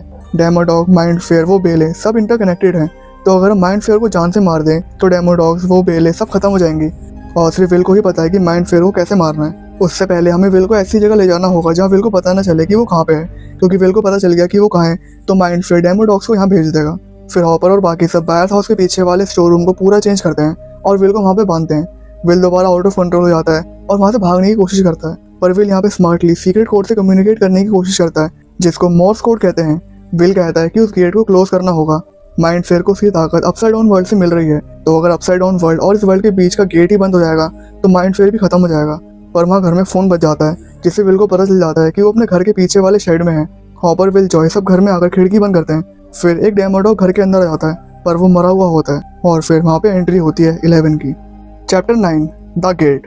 एपिसोड की शुरुआत होती है एक इमोशनल स्टॉर्म के साथ। माइक फाइनली 11 से मिल चुका है, लेकिन सेंटीमेंट्स असाइड टाइम कम है और माइंड फ्लेयर अब भी जिंदा है। सब मिलकर एक प्लान बनाते हैं, गेट क्लोज करना है लेकिन बिना विल को मारे हुए, क्योंकि अगर गेट बंद करके माइंड फ्लेयर मर गया तो साथ में विल भी मर जाएगा। फिर पूरी टीम एक रिस्की प्लान बनाती है और 3 टीम्स में डिवाइड हो जाती है। पहली टीम में होते हैं हॉपर और 11 जो लैब जाके अपसाइड डाउन के गेट को क्लोज करेंगे। दूसरी टीम में होते हैं जॉयस, जॉनथन और नैन्सी जो कि विल के अंदर से माइंड फ्लेयर को निकालने की कोशिश करेंगे। और तीसरी टीम में यहाँ पे होते हैं स्टीव, मैक्स, लूकस, माइक और डस्टिन जो कि टनल में जाके डिस्ट्रैक्शन क्रिएट करेंगे ताकि डेमोडॉग्स 11 तक ना पहुंच सकें। And now the final battle of Hawkins begins. Joyce, Nancy और जॉनथन के साथ मिलकर वो एक प्लान बनाते हैं। माइंड फ्लेयर ठंडी जगह में सर्वाइव करता है तो उसको विल के अंदर से उसे बर्न करना होगा। वो हीटर्स, फायर और लैंप ऑन कर देते हैं। पूरा कैबिन एक फर्नेस बन जाता है। विल चिल्लाता है और सब कुछ ट्राई करता है जिससे वो वहाँ से भाग सके, पर यहाँ पे जॉयस रुकती नहीं। फिर विल के मुंह से ब्लैक स्मोक जैसी चीज निकलती है। माइंड फ्लेयर लिटरली विल के बॉडी से निकल जाता है और हवा में वैनिश हो जाता है। अब सीन शिफ्ट होता है मैक्स के घर पर, जब बिली के पापा और मैक्स की मम्मी घर पे आते हैं और वो देखते हैं कि मैक्स घर पे नहीं है। बिली के पापा बिली पे चढ़ जाते हैं कि तुम्हारी स्टेप सिस्टर कहाँ पे है, जाकर उसको ढूंढो। बिली गुस्से में बायर्स हाउस पहुंचता है और स्टीव से लड़ पड़ता है और स्टीव और बिली की लड़ाई चल ही रही होती है। इतने में मैक्स बिली को बेहोश कर देती है। फिर सब टनल तक आते हैं। लूकस, मैक्स, माइक, डस्टिन और स्टीव सब टॉर्च और पेट्रोल के साथ टनल में घुस जाते हैं। उनका मिशन होता है कि टनल को पूरी तरह जला दो ताकि डेमोडॉग्स वहाँ अट्रैक्ट हो जाएं और 11 गेट बंद कर सके। टनल में ये सब आग स्टार्ट करते हैं और जैसे ही डेमोडॉग अट्रैक्ट होते हैं सब भागते हैं, पर रास्ते में एक फेमिलियर फेस मिलता है, डार्ट। पर डार्ट डस्टिन के बॉन्ड की वजह से उसको वहाँ से जाने देता है। मीनवाइल हॉकिंस लैब के अंदर हॉपर और 11 एक हॉरर के मिडिल में होते हैं, ब्लड, स्मोक और dead scientist. Hopper doctor oven को इंजर्ड पोजीशन में पाता है। 11 गेट के सामने खड़ी होती है एक ह्यूज ग्लोइंग पोर्टल जहाँ से पूरे अपसाइड डाउन का रेड स्टॉर्म लीक हो रहा है। डेमोडॉग्स हवा में ग्रॉल करते हुए आगे बढ़ते हैं। हॉपर उन पर शॉटगन और गन से अटैक करता है। 11 एक डीप ब्रेथ लेती है और याद करती है काली की ट्रेनिंग, हॉपर का लव, माइक का अफेक्शन और अपनी माँ का दर्द। सब कुछ एक जगह चैनल होता है। गेट वायलेंटली शेक करता है, अपसाइड डाउन स्क्रीम करता है और 11 अपने पूरी फोर्स से वो गेट फाइनली क्लोज कर देती है और यहाँ पे हॉकिंस पहली बार सेफ फील होता है। अब 1 महीने बाद हॉकिंस नॉर्मल लगता है। मुरे बाप की डेथ को एक्सपोज कर चुका होता है, पर थोड़ा अपसाइड डाउन वर्ल्ड, डेमोगॉर्गन, मॉन्स्टर की बात को थोड़ा कम करके कि बारबरा की मौत हॉकिंस लैब में से लीक हुई डेडली गैस की वजह से हुई थी और फिर वो लैब शट डाउन कर दी जाती है। डॉक्टर ओवन तब हॉपर को एक ऑफिशियल पेपर देता है, अडॉप्शन फॉर्म। हॉपर फाइनली 11 को लीगली डॉक्टर बना देता है, जेन हॉपर। और फिर आता है final sweet moment, winter snowball dance. Mike और 11 डांस कर रहे हैं, सॉफ्ट 80s म्यूजिक बज रहा है। लूकस और मैक्स भी डांस करते हैं और एक कॉर्नर में डस्टिन हार्ट ब्रोकन बैठा होता है। फिर नैन्सी डस्टिन के साथ डांस करती है। सब खुश लगते हैं, सब सेफ लगते हैं। लेकिन स्ट्रेंजर थिंग्स कभी सिंपल नहीं होता।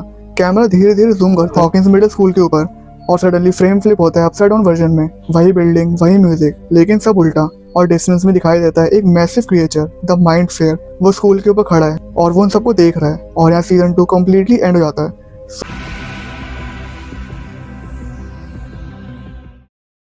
चैप्टर 1, सूजी, डू यू कॉपी। 1984 में रशिया अपसाइड डाउन का गेट रीओपन करने की कोशिश करती है जो पिछले सीजन में 11 ने बंद कर दिया था। और गेट के बंद होने की वजह से जो अपसाइड डाउन वर्ल्ड के मॉन्स्टर्स थे वो सब मर गए थे, इंक्लूडिंग डेमोडॉग्स। पर यहाँ पे रशियंस उस गेट को दोबारा रीओपन करने की कोशिश कर रहे हैं ताकि वो अपसाइड डाउन वर्ल्ड के क्रिएचर्स को यूज कर सके अपने एनिमीज कंट्रीज के अगेंस्ट, जैसे यूएसए। वही इट वेलकम टू डेरी वाला फंडा। वहाँ भी वो पेनीवाइज को पकड़ने की कोशिश कर रहे हैं ताकि उसको यूएसए एनिमीज कंट्रीज के अगेंस्ट यूज कर सके, जैसे रशिया।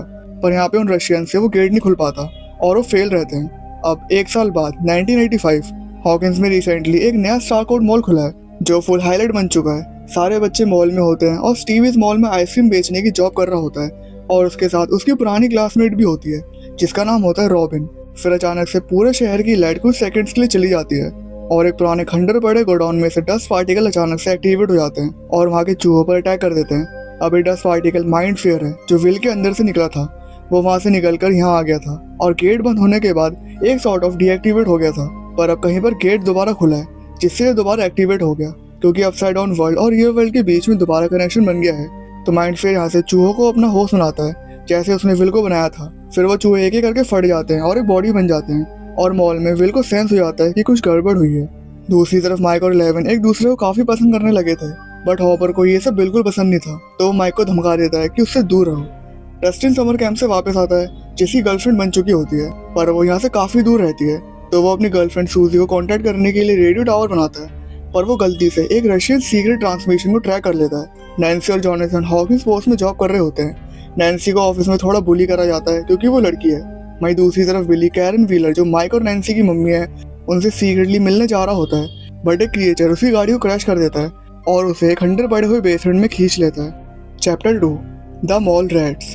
बिली बेसमेंट के अंदर से भागकर अपनी कार के पास पहुंचता है, पर अब बहुत देर हो चुकी थी। माइंड फ्लेयर बिली को अपना होस्ट बना चुका था। अब बिली को भी अपसाइड डाउन वर्ल्ड दिखाई देने लगता है, एक ऐसा वर्ल्ड जहाँ सब कुछ उल्टी साइड चल रहा होता है, रियल वर्ल्ड के एकदम ऑपोजिट। जो रियल वर्ल्ड में है वही सेम वहाँ पर भी है, पर वो जगह डार्क, ठंडी और मॉन्स्टर से भरी हुई है। अब रियल वर्ल्ड में बिली का बिहेवियर काफी वियर्ड हो जाता है, उसको गर्म चीजें अफेक्ट कर रही थी, इवन सनलाइट। वो हैदर नाम की एक लाइफ गार्ड को अपना फर्स्ट टारगेट बनाता है और उसे उस बेसमेंट में ले जाके माइंड फेयर के सामने रख देता है, और माइंड फेयर हैदर की बॉडी को भी बिली की तरह प्रोसेस कर लेता है। अब यहाँ पे माइंड फेयर बिली के थ्रू लोगों को यहाँ पे ला रहा था ताकि वो ज्यादा से ज्यादा लोगों को प्रोसेस कर सके और अपनी एक आर्मी बना सके और ज्यादा स्ट्रांग हो सके। दूसरी तरफ 11 और मैक्स मॉल में गर्ल टाइम एंजॉय कर रहे होते हैं ताकि 11 माइक को भूल सके। हॉपर के धमकाने के बाद से माइक 11 को अवॉइड कर रहा था, तो इन दोनों ने ब्रेकअप कर लिया। इधर जॉयस को मैग्नेट का मामला समझ में नहीं आ रहा था क्योंकि घर और शॉप दोनों जगह के मैग्नेट्स गिर रहे थे। इसका मतलब कोई इलेक्ट्रोमैग्नेटिक इंटरफेरेंस चल रहा है हॉकिंस में, जो ऑब्वियसली कुछ गड़बड़ वाली बात है। वो डस्टिन के साइंस टीचर स्कॉट क्लार्क से हेल्प लेने के लिए जाती है, पर इस चक्कर में वो हॉपर के साथ जो डेट सेट हुई थी वो मिस हो जाती है।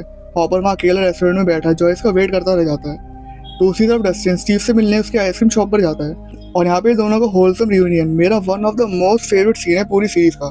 डस्टिन उसको वहाँ पे वो रशियन सीक्रेट कोड सुनाता है जिसको रॉबिन बड़ी मुश्किल से डिकोड कर पाती है, और स्टीव को यहाँ पे पता चलता है कि ये कोड रशिया से नहीं आया है, ये इसी मॉल में रिकॉर्ड करा गया है क्योंकि उस कोड के पीछे जो म्यूजिक चल रहा है वो इसी मॉल का म्यूजिक है। दूसरी तरफ नैन्सी और जॉनथन एक ओल्ड लेडी टॉरिस डिस्कॉल से मिलने के लिए जाते हैं जिसने क्लेम करा था कि उसके घर के चूहे वियर्ड बिहेव कर रहे हैं। तो नैन्सी और जॉनथन फेक रिपोर्टर बन के जाते हैं और वहाँ एक चूहा बहुत अग्रेसिव होता है, पर जैसे ही नैन्सी और जॉनथन वहाँ से चले जाते हैं वो चूहा भी फट जाता है और पिंजरे से बाहर निकल जाता है। Chapter 3 the case of a missing life guard. Episode start होता है 11 और मैक्स के स्लीप ओवर से। मस्ती मस्ती में 11 मैक्स के कहने पर अपनी पावर से माइक, लूकास और विल को चुपके से देखती है। फिर वो बिली को चेक करती है और यहाँ पे सीन इंटेंस हो जाता है। बिली एक्चुअली उसकी प्रेजेंस को फील कर लेता है। फिर यहाँ पे मैक्स और 11 को एक शॉकिंग बात पता चलती है, हैदर नाम की एक लाइफ गार्ड मिसिंग है। दूसरी तरफ नैन्सी और जॉनथन अपनी इन्वेस्टिगेशन कंटिन्यू करते हैं और जब वो दूसरी बार मिसेस डिस्कॉल के घर जाते हैं तो मिसेस डिस्कॉल को लिटरली फर्टिलाइजर खाते हुए पकड़ लेते हैं। अब जो वो चूहा फटा था तो उसने मिसेस डिस्कॉल को इन्फेक्ट कर दिया। अब माइंड फेयर मिसेस डिस्कॉल की बॉडी के अंदर भी है, जैसे वो बिली और हैदर को इन्फेक्ट कर चुका है। इसी बीच विल दोस्ती को वापस पुरानी तरह लाने की कोशिश करता है, बट माइक और लूकास 11 और मैक्स के ड्रामे में बिजी होते हैं। विल हर्ट हो जाता है, कैसल बैर जाता है और अपनी पुरानी चाइल्डहुड मेमोरीज को याद करके कैसल बैर को डिस्ट्रॉय कर देता है, पर विल को दोबारा माइंड फेयर की प्रेजेंस फील होती है। मॉल साइड में रॉबिन फाइनली रशियन कोड को डिकोड करती है, जिससे उनको पता चलता है कि स्टारकोड मॉल में सेम नाइट एक सीक्रेट शिपमेंट आ रही है जिसको रशियन सोल्जर्स प्रोटेक्ट कर रहे हैं। जॉयस हॉपर को कन्विंस करती है कि मैग्नेट्स की प्रॉब्लम इलेक्ट्रोमैग्नेटिक एनर्जी से हो सकती है, ये हॉकिंग्स लैब का काम है। जब दोनों इन्वेस्टिगेट करने जाते हैं, हॉपर एक रशियन हिटमैन ग्रिगोरी के अटैक का शिकार हो जाता है। मैक्स और 11 हैदर को ट्रैक करके हैदर के घर जाते हैं जहाँ सब नॉर्मल लगता है। एज यूजुअल बिली वहाँ पे होता है और हैदर भी वहाँ पे नॉर्मल होती है, पर ये दोनों एक्चुअली में माइंड फेयर के कंट्रोल में होते हैं। और यहाँ पर जो हैदर के डैड हैं वो नैन्सी और जॉनथन के बॉस हैं, पर जैसे ही मैक्स और 11 वहाँ से चले जाते हैं बिली और हैदर दोनों मिलकर हैदर के पेरेंट्स को नॉकआउट कर देते हैं और वह माइंड फेयर रियलाइज करता है कि 11 वही लड़की है जिसने वो गेट बंद करा था। चैप्टर 4 द सोना टेस्ट। एपिसोड स्टार्ट होता है बिली और हैदर के पेरेंट्स को लेके। दोनों ने बेसमेंट में ले जाते हैं जहाँ पे माइंड फेयर था, जो अब रैट्स के मेल्टेड फ्लैश से एक बड़ा फिजिकल मॉन्स्टर बन चुका है। फिर माइंड फेयर हैदर के पेरेंट्स को भी प्रोसेस कर लेता है। दूसरी तरफ हॉपर को याद आता है कि जिसने मेरे पे लैब पर अटैक करा था वो बंदा टाउन मेयर लैरी से मिल रहा था। हॉपर और जॉयस लैरी को पकड़कर इंटेरोगेट करते हैं और यहाँ पे एक बड़ा सा सामने आता है। लैरी ने वो जमीन जहाँ स्टारकोड मॉल बना है वो जमीन उसने रशियंस को बेची थी और वो मॉल रशियंस ने बनवाया है, और इस डील में वो भी बंदा है जिसने हॉपर पर अटैक करा था। मॉल साइड में डस्टिन, स्टीव, रॉबिन और एरिका एक सीक्रेट लोडिंग डॉग इन्वेस्टिगेट करते हैं, पर वो लिफ्ट एक्चुअली एक हिडन रशियन कार्गो एलिवेटर होता है जो सबको ले जाकर मॉल के नीचे डीप अंडरग्राउंड ट्रैप कर देता है। नैन्सी जॉनथन के साइड में हैदर के डैड उन्हें जॉब से निकाल देते हैं, जो उनके इन्वेस्टिगेशन से नाराज होता है। नैन्सी अकेले हॉस्पिटल जाती है मिसेस डिस्कॉल को देखने के लिए, और वहीं पर वो लाइव विटनेस बन जाती है जब मिसेस डिस्कॉल भी माइंड फेयर के पोजीशन में चली जाती है। मीनवाइल ग्रुप फाइनली विल की माइंड फेयर वाली कनेक्शन को सीरियसली लेता है। विल बताता है कि माइंड फेयर एक्टिव है और शायद बिली को पोजेस कर चुका है। टीम यहाँ पे एक रिस्की प्लान बनाती है, बिली को पूल के सोना में ट्रैप करेंगे क्योंकि माइंड फेयर को गर्मी बर्दाश्त नहीं होती। फिर ये लोग बिली को चालाकी से सोना में ट्रैप करते हैं और यहाँ पे प्लान काम करता हुआ लगता है, पर सडनली बिली पूरा मॉन्स्टर मोड में ब्रेकआउट होता है। वो सबको मारने की कोशिश करता है, पर 11 फुल पावर में आके उसको रोकती है, और जब माइंड फेयर को लगता है कि वो कमजोर हो रहा है तो वो वहाँ से भाग जाता है। फिर बिली उस बेसमेंट में वापस जाता है और यहाँ रिवील होता है कि सिर्फ बिली ही नहीं, dozens of Hawking citizens mind fair के कंट्रोल में आ चुके हैं। Chapter 5 the fled. Episode start होता है हॉपर और जॉयस के साथ। दोनों रशियन से खरीदे हुए एक अबंडेंट प्रॉपर्टी इन्वेस्टिगेट करते हैं और बेसमेंट में उन्हें एक सीक्रेट हिडन लैब मिलती है। यहीं पर ग्रिगोरी उन पर अटैक करने के लिए जाता है। हॉपर और जॉयस मुश्किल से बचकर एक रशियन साइंटिस्ट एलेक्सी को किडनैप कर लेते हैं, जो उनके लिए की विटनेस बन सकता था। अब यहाँ पर एक प्रॉब्लम थी। एलेक्सी रशियन साइंटिस्ट होता है जिसको अपसाइड डाउन वर्ल्ड का गेट खोलने का मिशन दिया गया था, पर एलेक्सी इंग्लिश बिल्कुल नहीं बोलता और ना समझ पाता है। इसलिए हॉपर और जॉयस उसको लेकर सीधा मुरे के पास जाते हैं, हॉकिंस का एक लौता रशियन स्पीकिंग डिटेक्टिव। दूसरी तरफ डस्टिन, स्टीव, रॉबिन और एरिका मॉल के नीचे रशियन बेस में ट्रैप हैं। एलिवेटर से कंटेनर उतारते सोल्जर उनको ऑलमोस्ट पकड़ लेते हैं, पर टीम छुप जाती है। बाहर का रास्ता ढूंढने के चक्कर में वो एक massive underground Russian lab discover करते हैं, जहाँ साइंटिस्ट लिटरली अपसाइड डाउन का गेट फोर्सफुली ओपन करने की कोशिश कर रहे हैं। मीनवाइल नैन्सी और जॉनसन माइक, लूकस, 11, मैक्स और विल के साथ रीग्रुप करते हैं। सब फाइनली पजल कनेक्ट करते हैं। बिली, मिसेस डिस्कॉल, हेदर, माइंड फेयर उनके थ्रू अपनी पूरी आर्मी बना रहा है। ये लोग डिसाइड करते हैं हॉस्पिटल जाने का मिसेस डिस्कॉल को देखने के लिए, और मिसेस डिस्कॉल वहाँ पर से मिसिंग होती है। तभी वहाँ पर नैन्सी, जॉनसन भी टॉम और ब्रूस अटैक कर देते हैं, जिसमें से एक हैदर का डैड था और एक नैन्सी और जॉनसन जहाँ जॉब करते थे वहाँ पर एक एम्प्लॉय था। यहाँ पर ये दोनों माइंड फेयर के कंट्रोल में होते हैं सुपर ह्यूमन स्ट्रेंथ के साथ। नैन्सी और जॉनसन हार्ड फाइट करते हैं, दोनों को मार डालते हैं, पर मारने के बाद उनकी बॉडी मेल्ट होकर एक छोटा माइंड फेयर मॉन्स्टर बन जाती है। चैप्टर 6 ए प्लूरिबस एनम। एपिसोड की शुरुआत में स्टीव और रॉबिन पकड़े जाते हैं, पर स्टीव और रॉबिन गार्ड्स को इतनी देर के लिए रोक लेते हैं कि डस्टिन और एरिका वहाँ से भाग सकें। अब नेक्स्ट हॉस्पिटल में उस मॉन्स्टर से 11 लड़ती है और उसको हॉस्पिटल से बाहर फेंक देती है, जो सीवर में चला जाता है और उस बेसमेंट में आ जाता है। अब नेक्स्ट हमको एलेक्सी के बारे में एक बात पता चलती है कि वो बुरा इंसान बिल्कुल नहीं है, वो बस ऑर्डर फॉलो कर रहा था कोई गेट ओपन करने का। फिर मुरे के थ्रू हॉपर और जॉयस को पता चलता है कि रशियंस ने 1 साल पहले एक गेट खोलने की कोशिश करी थी जो 2 दुनिया को एक साथ जोड़ता हो, पर वो उनसे नहीं खुला। तो फिर 1 साल बाद रशियंस हॉकिंस है जहाँ वो गेट पहली बार खोला गया था और बंद करा गया था, और बंद होने के बाद वो गेट कच्चा था और पूरी तरह बंद होने के लिए थोड़ा टाइम चाहिए था, पर रशियंस ने उस कच्चे गेट को दोबारा खोल दिया और धीरे धीरे करके वो गेट खुल रहा है। और इसलिए जब गेट खोलने के लिए पहली बार मशीन ऑन करी गई तो एक बहुत बड़ा इलेक्ट्रोमैग्नेटिक पल्स रिलीज हुआ, जिससे पूरे हॉकिंस शहर की लाइट उड़ गई और मैग्नेट्स काम करना बंद हो गए थे, और गेट के थोड़ा सा ओपन होने की वजह से माइंड फेयर दोबारा एक्टिव हो गया। दूसरी तरफ बेसमेंट में स्टीव और रॉबिन को बहुत मारा जाता है, क्योंकि अब रशियंस के जनरल को शक था कि ये दोनों सीक्रेट एजेंट हैं जो हमारी जासूसी करने के लिए यहाँ पे आए हैं। फिर दोनों को ड्रग्स देते हैं ताकि नशे में ये दोनों सच बता दें। फिर वहाँ पे अलार्म बजने लगता है और सारे सोल्जर देखते हैं कि जो केमिकल वो मशीन को चलाने में यूज़ करते हैं वो किसी ने लीक कर दिए हैं।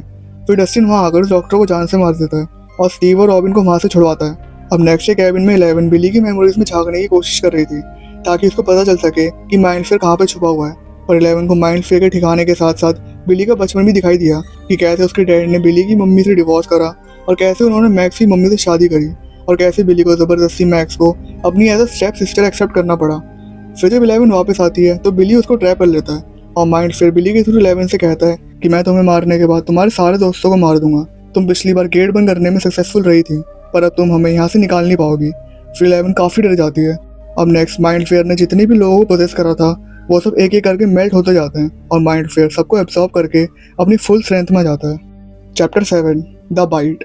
11 और ग्रुप को फाइनली कंफर्म हो जाता है कि माइंड फेयर का एक्चुअल टारगेट 11 ही है, क्योंकि पिछली बार गेट उसने बंद किया था।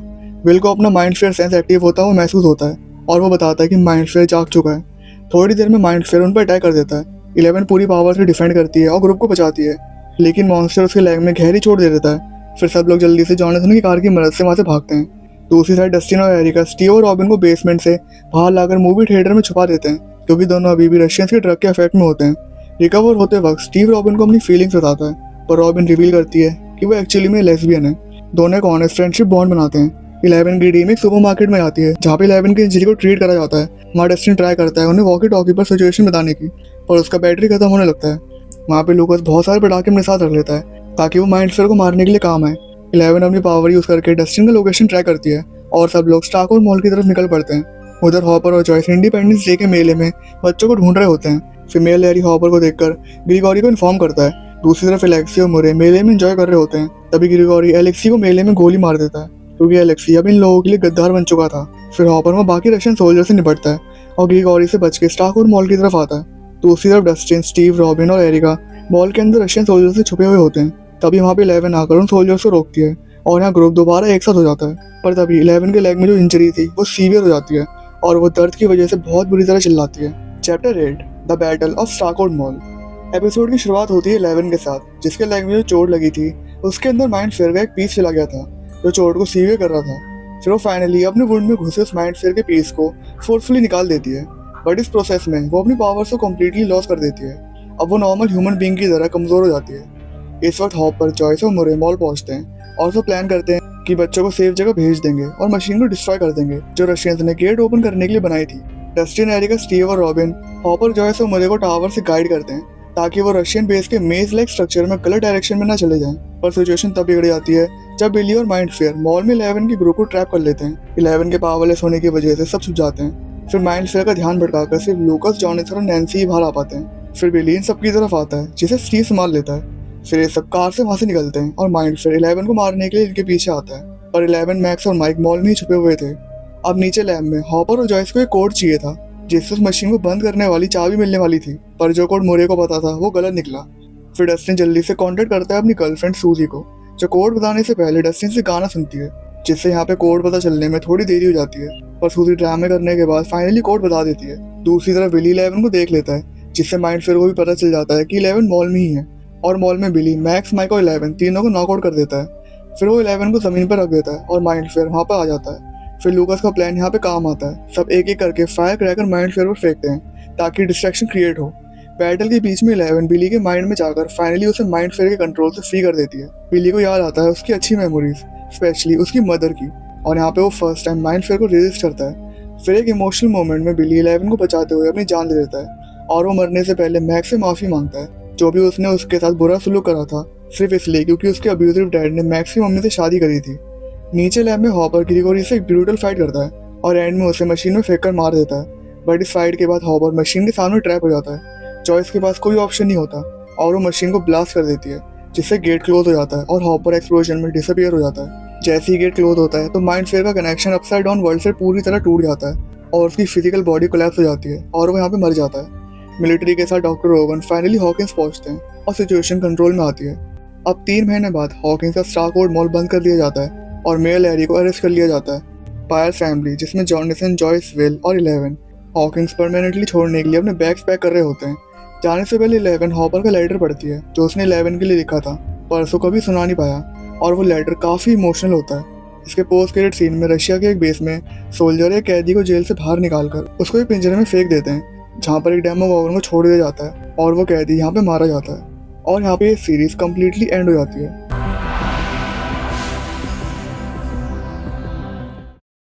Chapter 1 the Hellfire club. Episode शुरू होता है एक फ्लैशबैक से साल 1979। यहाँ हम डॉक्टर बैनर को देखते हैं जो हॉकिंस लैब में कई सारे स्पेशल बच्चों को देखने आता है जिनके पास 11 की तरह पावर्स होती हैं।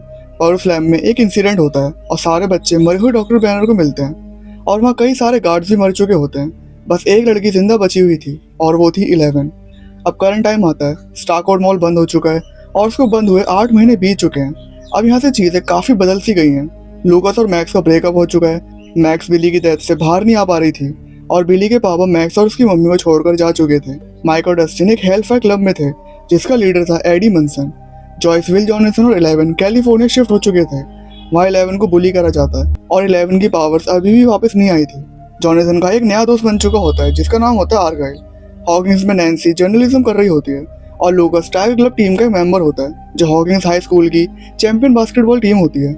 यहाँ पर ग्रुप थोड़ा सा बिखर गया था और यहाँ पर एक लड़की क्रिसी जो हॉकिंस हाई स्कूल में चीयर लीडर होती है और tiger club basketball championship team Jason की गर्लफ्रेंड होती है, उसको कुछ हफ्तों से या महीनों से नाइटमेयर आ रहे थे। एक घड़ी जो अचानक से कभी भी अपीयर हो जाती थी और उसमें से निकल रही काली मकड़ियाँ।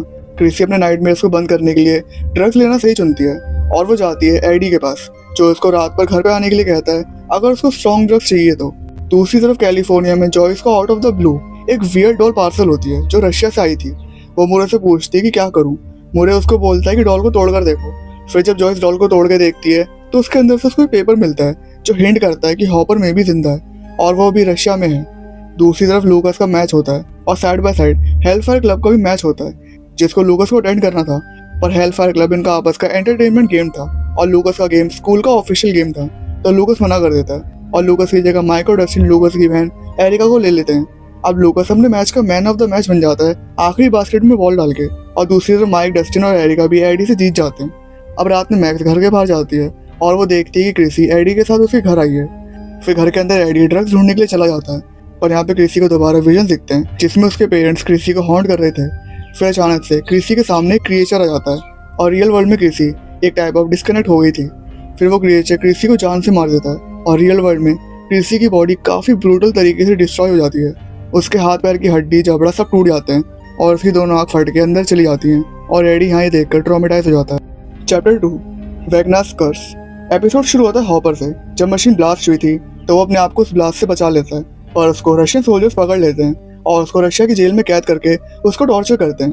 अब नेक्स्ट जॉयस और मुरे प्लान करते हैं उस डॉल में से जो पेपर मिला था उस नंबर पर कॉल करते हैं और वो कॉल रशिया की जेल में एक गार्ड उठाता है जिसका नाम है डिमिट्री एंटोनोव।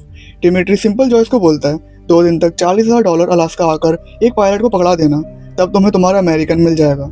नेक्स्ट सीन में माइक 11 से मिलने कैलिफोर्निया आ चुका होता है और दोनों अपना डे स्पेंड कर रहे होते हैं। तभी एक लड़की जो 11 को हमेशा से बुली कर रही थी वो 11 और माइक की डेट खराब कर देती है। फिर 11 एक रोलर स्केट बोर्ड से उसकी नाक तोड़ देती है। घर पर जॉयस और मुरे बच्चों को बताते हैं कि हमको किसी जरूरी काम से अलास्का जाना होगा और जॉयस और मुरे नेक्स्ट मॉर्निंग $40,000 लेकर अलास्का के लिए निकल जाते हैं। पर तभी 11 को पुलिस पकड़ लेती है एंजेला पर अटैक करने के इल्जाम में। अब हॉकिंस में पिछली रात क्रिसी का मर्डर हो चुका था। पुलिस एडी के घर आ चुकी थी और एडी वहां से गायब था।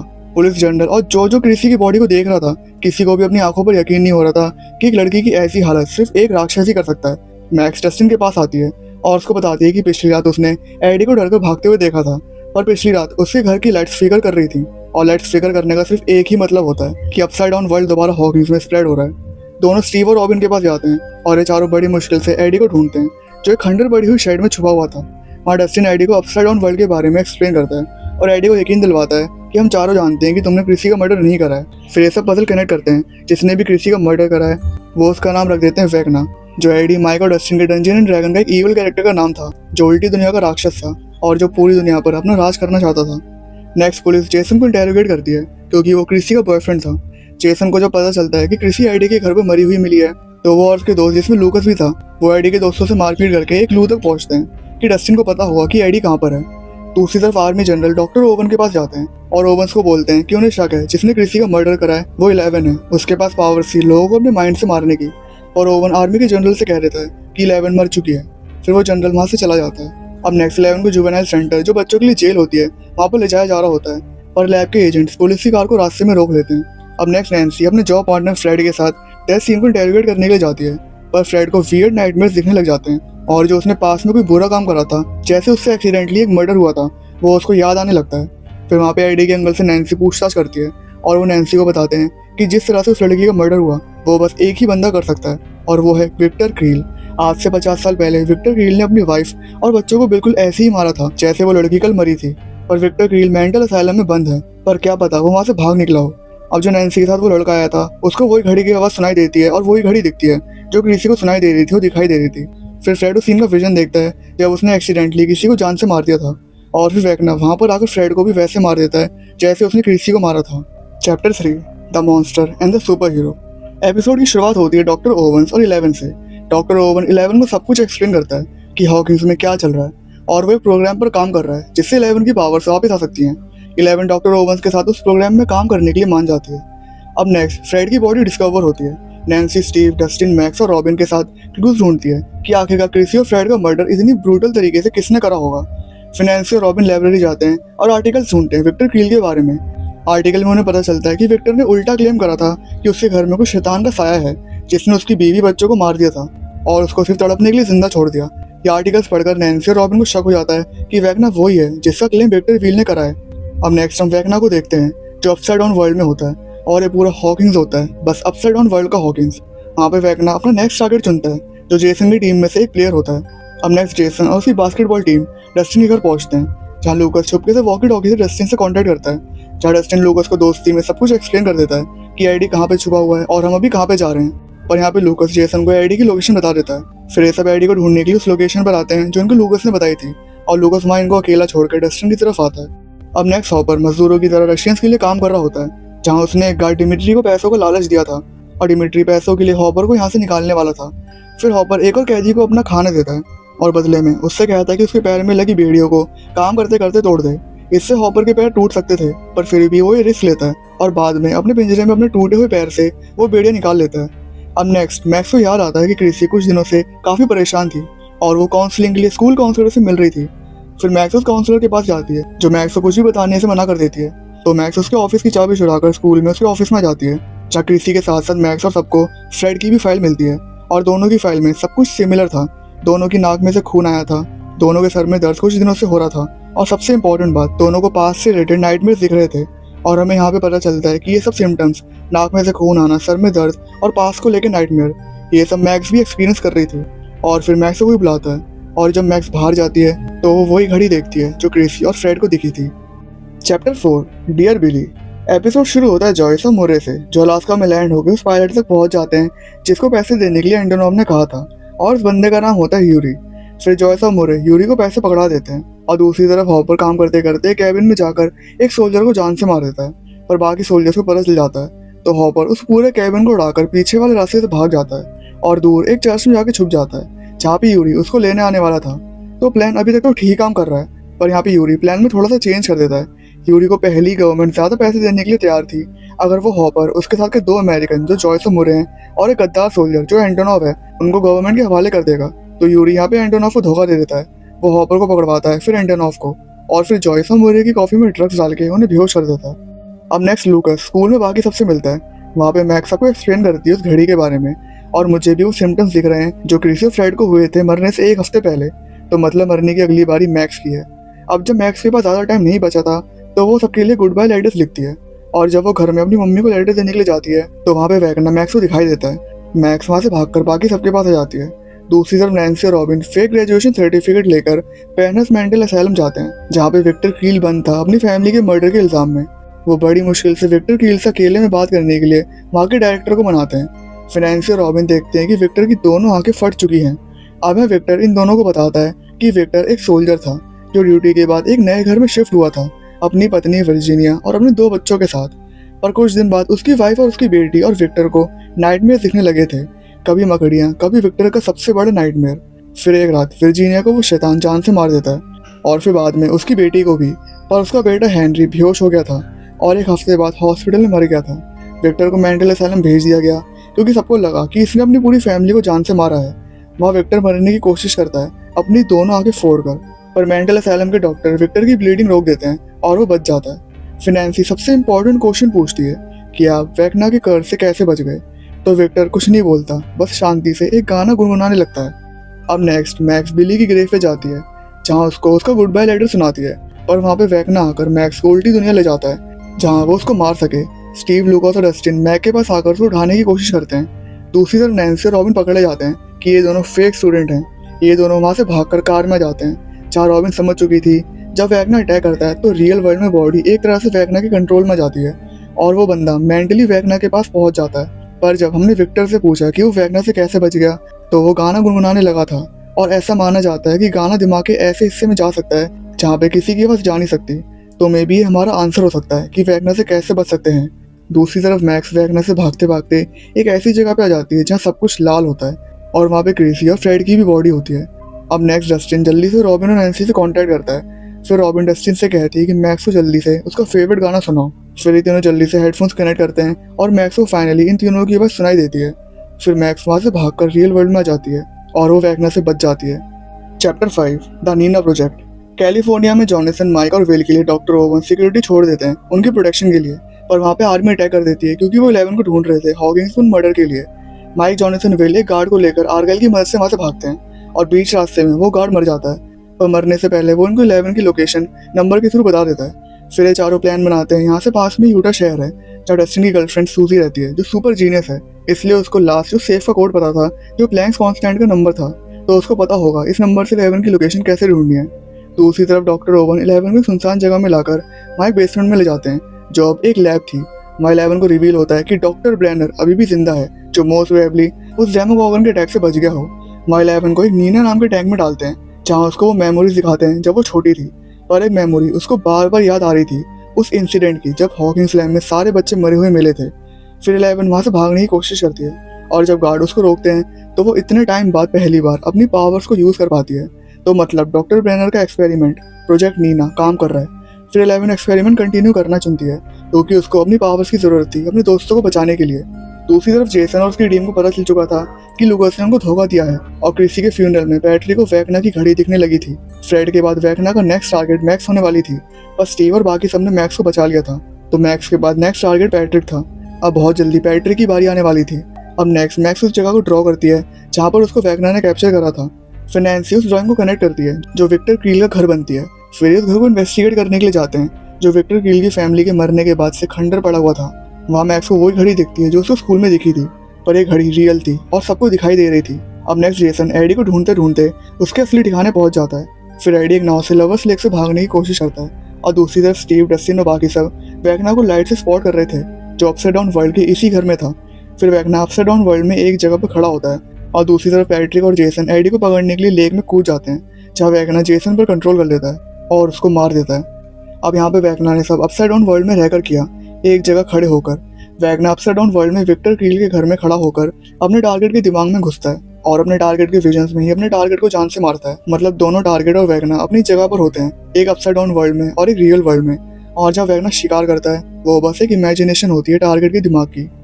Chapter 6 the dive. रशिया में यूरी जॉयस और मुरे को गवर्नमेंट के हवाले करने ले जा रहा था, पर आधे रास्ते में मुरे और जॉयस होश में जाते हैं और मुरे यूरी को नॉकआउट कर देता है। अब प्लेन चलाने वाला ही नॉकआउट हो चुका था तो वो प्लेन क्रैश हो जाता है। फिर मुरे और जॉयस यूरी को धमकाते हैं कि हमारी मदद करो वरना यहीं पर मार दिए जाओगे। यूरी इन दोनों को चर्च में ले जाता है जहाँ से वो हॉपर को पिकअप करने वाला था। वहाँ मुरे जेल में घुसने का ही प्लान बनाता है, मैं यूरी की जगह लेकर जेल जाऊंगा, जॉयस और यूरी को मुरे बनाकर, जिससे हम जेल में घुस सकेंगे जहाँ हॉपर है। अब नेक्स्ट लैब में 11 अपनी मेमोरीज देख रही होती है जहाँ उसका एक गार्ड दोस्त बन जाता है। वो 11 को बोलता है कि अपने इमोशंस और गुस्से को दिमाग में आने दो, इससे तुम्हारा दिमाग और ज़्यादा स्ट्रांग होगा। फिर डॉक्टर ब्रेनर वहाँ पे कंपटीशन करवाता है सारे बच्चों की ताकत को आजमाने का और 11 एंड में वो कंपटीशन नंबर 2 से जीत जाती है। कंपटीशन के बाद 11 देखती है कि डॉक्टर ब्रेनर उस गार्ड को टॉर्चर कर रहा है जिसने 11 को एडवाइस दी थी और स्ट्रांग बनने की। फिर 11 को दोबारा फ्लैशबैक आते हैं उस इंसिडेंट के जहाँ सारे बच्चे मरे हुए होते हैं। फिर 11 को नीना टैंक से बाहर निकाल लेते हैं। वहाँ पे 11 को उसका पास धीरे धीरे करके याद आने लगता है। अब सीजन 1 में मैंने बताया था कि 11 अपनी पास मेमोरीज खो चुकी थी क्योंकि उसके साथ हॉकिंस में एक इंसिडेंट हुआ था, तो वो इंसिडेंट 11 को धीरे धीरे याद आ रहा है। अब नेक्स्ट माइक और बाकी सब सूजी के पास जाते हैं जो इनको उस नंबर से लोकेशन बता देती है कि 11 कहाँ पर है। नेक्स्ट पुलिस जेसन की बात पे यकीन नहीं करती कि एडी शैतान का एक पुजारी है।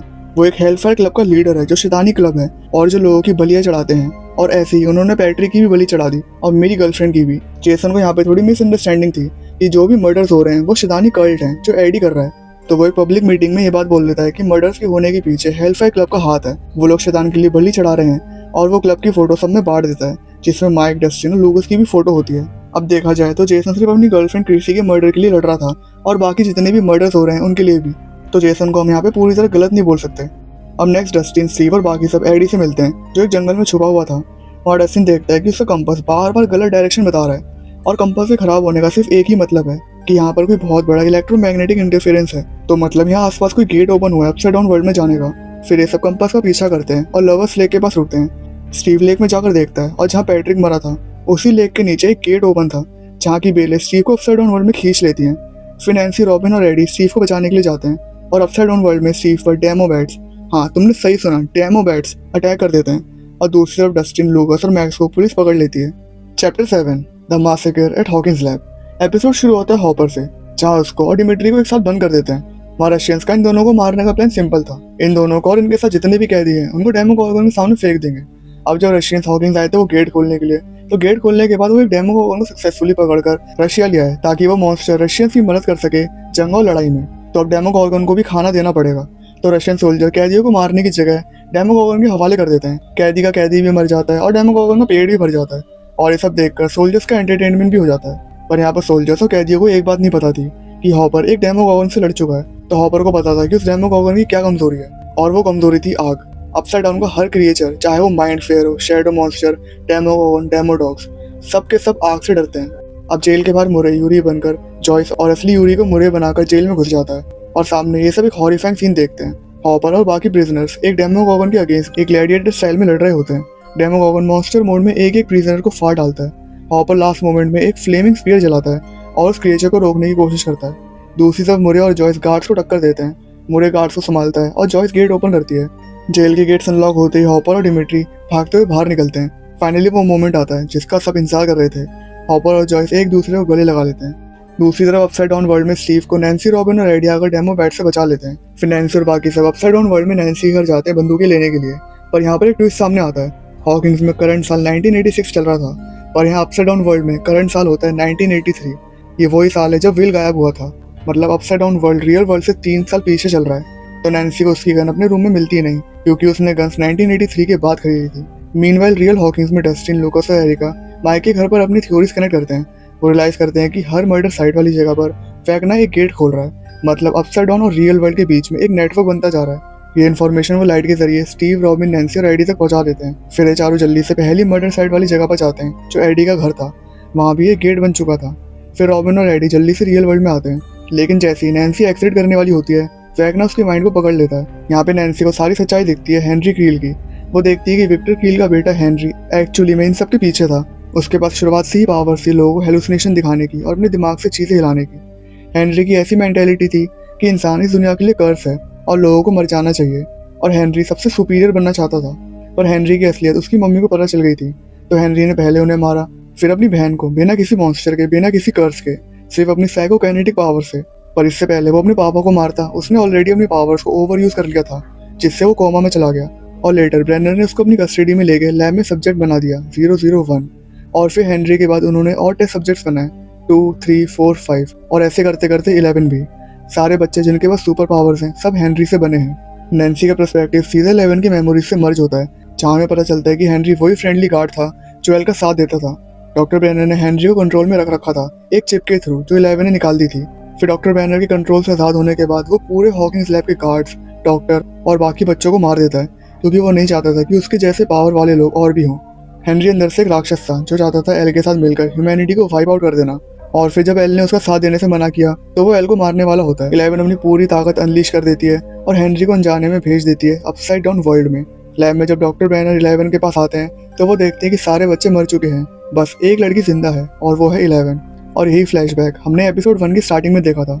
फिर पावर ओवर यूज करने के बाद 11 कोमा में चली जाती है और उसकी सारी मेमोरीज लूज हो जाती हैं, और यही इंसिडेंट था जिसकी वजह से 11 की मेमोरीज लॉस हो गई थी। फिर वैगना नैन्सी को फ्यूचर का हॉकिंस दिखाता है। पूरा शहर अपसाइड डाउन के अंदर डूब चुका होता है, स्काई रेड लाइटनिंग से भरा हुआ, मॉन्स्टर्स फ्रीली घूम रहे होते हैं और हॉकिंस कंप्लीटली डिस्ट्रॉय हो चुका होता है। ये वैगना का फाइनल प्लान होता है और नैन्सी हैरान हो जाती है कि ये सब होने वाला है अगर वो लोग इसे रोक नहीं पाए।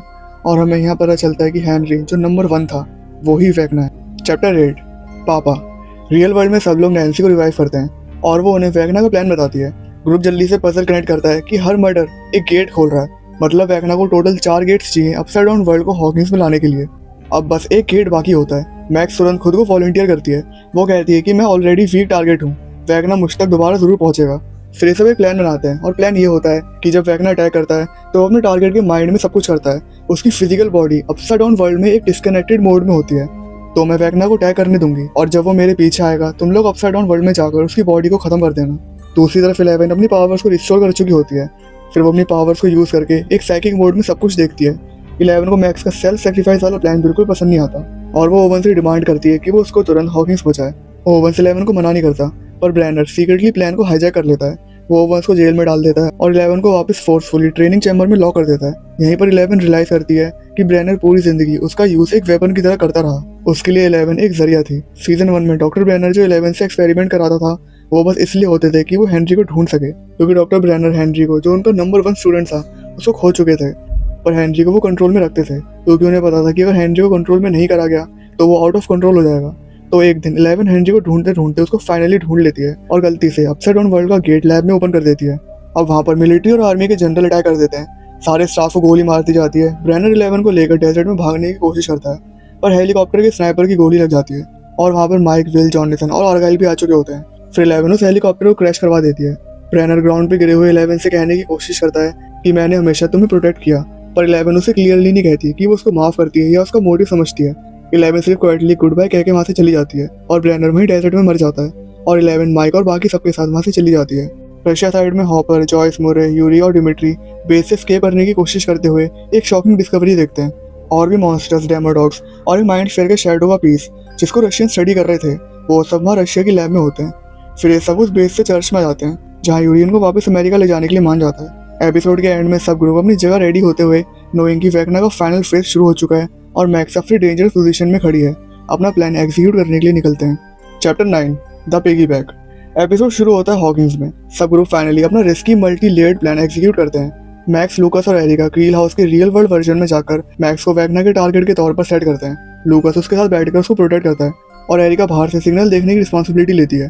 पैरेलल अपसाइड डाउन में स्टीव, नैन्सी और रॉबिन क्रील हाउस के शैडो वर्जन में एंटर होते हैं ताकि वेकना के फिजिकल बॉडी पर डायरेक्ट अटैक किया जा सके। और डस्टिन एडी का काम होता है अपसाइड डाउन के डेडली डेमो बैट्स को डिस्ट्रैक्ट करना जो वेकना के घर को प्रोटेक्ट कर रहे थे ताकि स्टीव और बाकी ग्रुप सेफ रहें। एडी बैट्स का ध्यान अपनी तरफ खींचता है उससे जिससे वो सबसे ज्यादा प्यार करता था।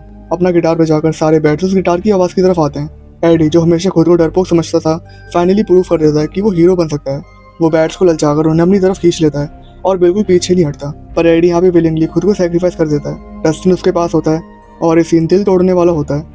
दूसरी तरफ 11 और कैलिफोर्निया ग्रुप एक मेकशिफ्ट आइसोलेशन टैंक बनाते हैं ताकि 11 अपने माइंड स्पेस से मैक्स तक पहुंच सके। 11 मैक्स के माइंड में जाकर डायरेक्टली वेकना से लड़ती है। यहाँ वेकना 11 को अपना सच बताता है कि अपसाइड डाउन कोई रैंडम वर्ल्ड नहीं है। जब 11 ने उसे वहाँ भेजा था हेनरी ने पूरे रियल्म को अपने हिसाब से शेप किया। उसने ही माइंड स्फीयर को क्रिएट किया और अपसाइड डाउन को अपना पर्सनल एम्पायर बना दिया। ये सब उसके मास्टर प्लान का पार्ट था और अब मैक्स उसका चौथा सैक्रिफाइस है। रियल वर्ल्ड में जेसन आकर लूकस पर अटैक कर देता है जिसकी वजह से मैक्स की प्रोटेक्शन नहीं हो पाती। वेगना मैक्स को टोटली पोजेस कर लेता है। मैक्स की हड्डियां टूट जाती हैं, उसकी आंखों में से खून आने लगता है। दूसरी तरफ 11 हेल्पलेस हो जाती है जब तक माइक 11 को इमोशनली रीच नहीं करता। माइक अपना पूरा दिल 11 के सामने रख देता है, बताता है कि वो 11 से कितना प्यार करता है और कितनी जरूरत है उसकी। ये वर्ड्स 11 को वापस पावर और मोटिवेशन देते हैं और वो वेगना का कंट्रोल तोड़ देती है। लेकिन डैमेज यहाँ पे हो चुका था। मैक्स टेक्निकली मर जाती है। उधर रशिया में हॉपर, जॉयस और मुरे वापस बेस फैसिलिटी में जाकर रिमेनिंग डेमो वॉगन को एलिमिनेट कर देते हैं। यह अटैक वेगना को वीक करता है क्योंकि वेगना और सभी अपसाइड डाउन वर्ल्ड के क्रिएचर एक साथ इंटरकनेक्टेड थे। अपसाइड डाउन वर्ल्ड में क्रील हाउस के अंदर स्टीव, रॉबिन और नैन्सी फाइनली वेगना की रियल बॉडी को जला देते हैं। नैन्सी शॉटगन से मारती है, रॉबिन और स्टीव फायर पोर्टल थ्रो करते हैं। वेगना गिरता है और वहां से भाग जाता है। यहाँ पर 3 जगह से वेगना पे अटैक हुआ था, एक 11 की तरफ से, एक हॉपर और मुरे की तरफ से रशिया में जहाँ उन्होंने डेमो वॉगन और डेमो डॉग्स को मारा, और एक विक्टर क्रील के घर में जो नैन्सी, स्टीव, रॉबिन वेगना की रियल बॉडी को जला देते हैं। तो अभी के लिए वेगना इतना वीक हो चुका है कि वो हील होने के लिए यहाँ से भाग गया है। 11 रियल वर्ल्ड में मैक्स को नहीं छोड़ पाती। वो मैक्स की लाइफलेस बॉडी के पास जाकर अपनी पावर्स का एक्सट्रीम लिमिट यूज करती है। मैक्स का हार्ट वापस बीट करने लगता है बट मैक्स कोमा स्टेट में चली जाती है। उसका माइंड एम्प्टी ब्लैक वर्ड बन चुका होता है। मैक्स की 1 मिनट की डेथ वो चौथा गेट खोल देती है और जेसन उस गेट में कट जाता है। अब वो चारों मर्डर साइड एक दूसरे से कनेक्ट होने लगती हैं और हॉकिंग्स में एक बहुत बड़ा भूकंप महसूस होता है। अब 2 दिन बाद हॉकिंग्स ऑफिशियली अर्थक्वेक सिटी बन चुका होता है। रिफ्यूजी कैंप, वॉलंटियर्स, केओस सब कुछ चल रहा होता है। सब लोग एक दूसरे से मिलते हैं और हेल्प करते हैं। हॉपर फाइनली 11 से मिलता है और उन दोनों का रियूनियन इमोशनल होता है। 11 मैक्स को हॉस्पिटल में विजिट करती है पर जब वो मैक्स के माइंड में झांकने की कोशिश करती है वहाँ सिर्फ पिच ब्लैक एम्प्टी स्पेस होती है। मैक्स कहीं पे नहीं होती। एपिसोड के लास्ट मोमेंट में विल को फिर से अपनी नेक पे कोल्ड चिल्स महसूस होते हैं। वो कंफर्म करता है कि वेगना जिंदा है। दूर से अपसाइड डाउन वर्ल्ड के क्लाउड हॉकिंग्स पे छा रहे थे। पूरा हॉकिंग्स धीरे धीरे अपसाइड डाउन वर्ल्ड में मर्ज होना शुरू हो रहा था और यहीं पर सीजन खत्म हो जाता है।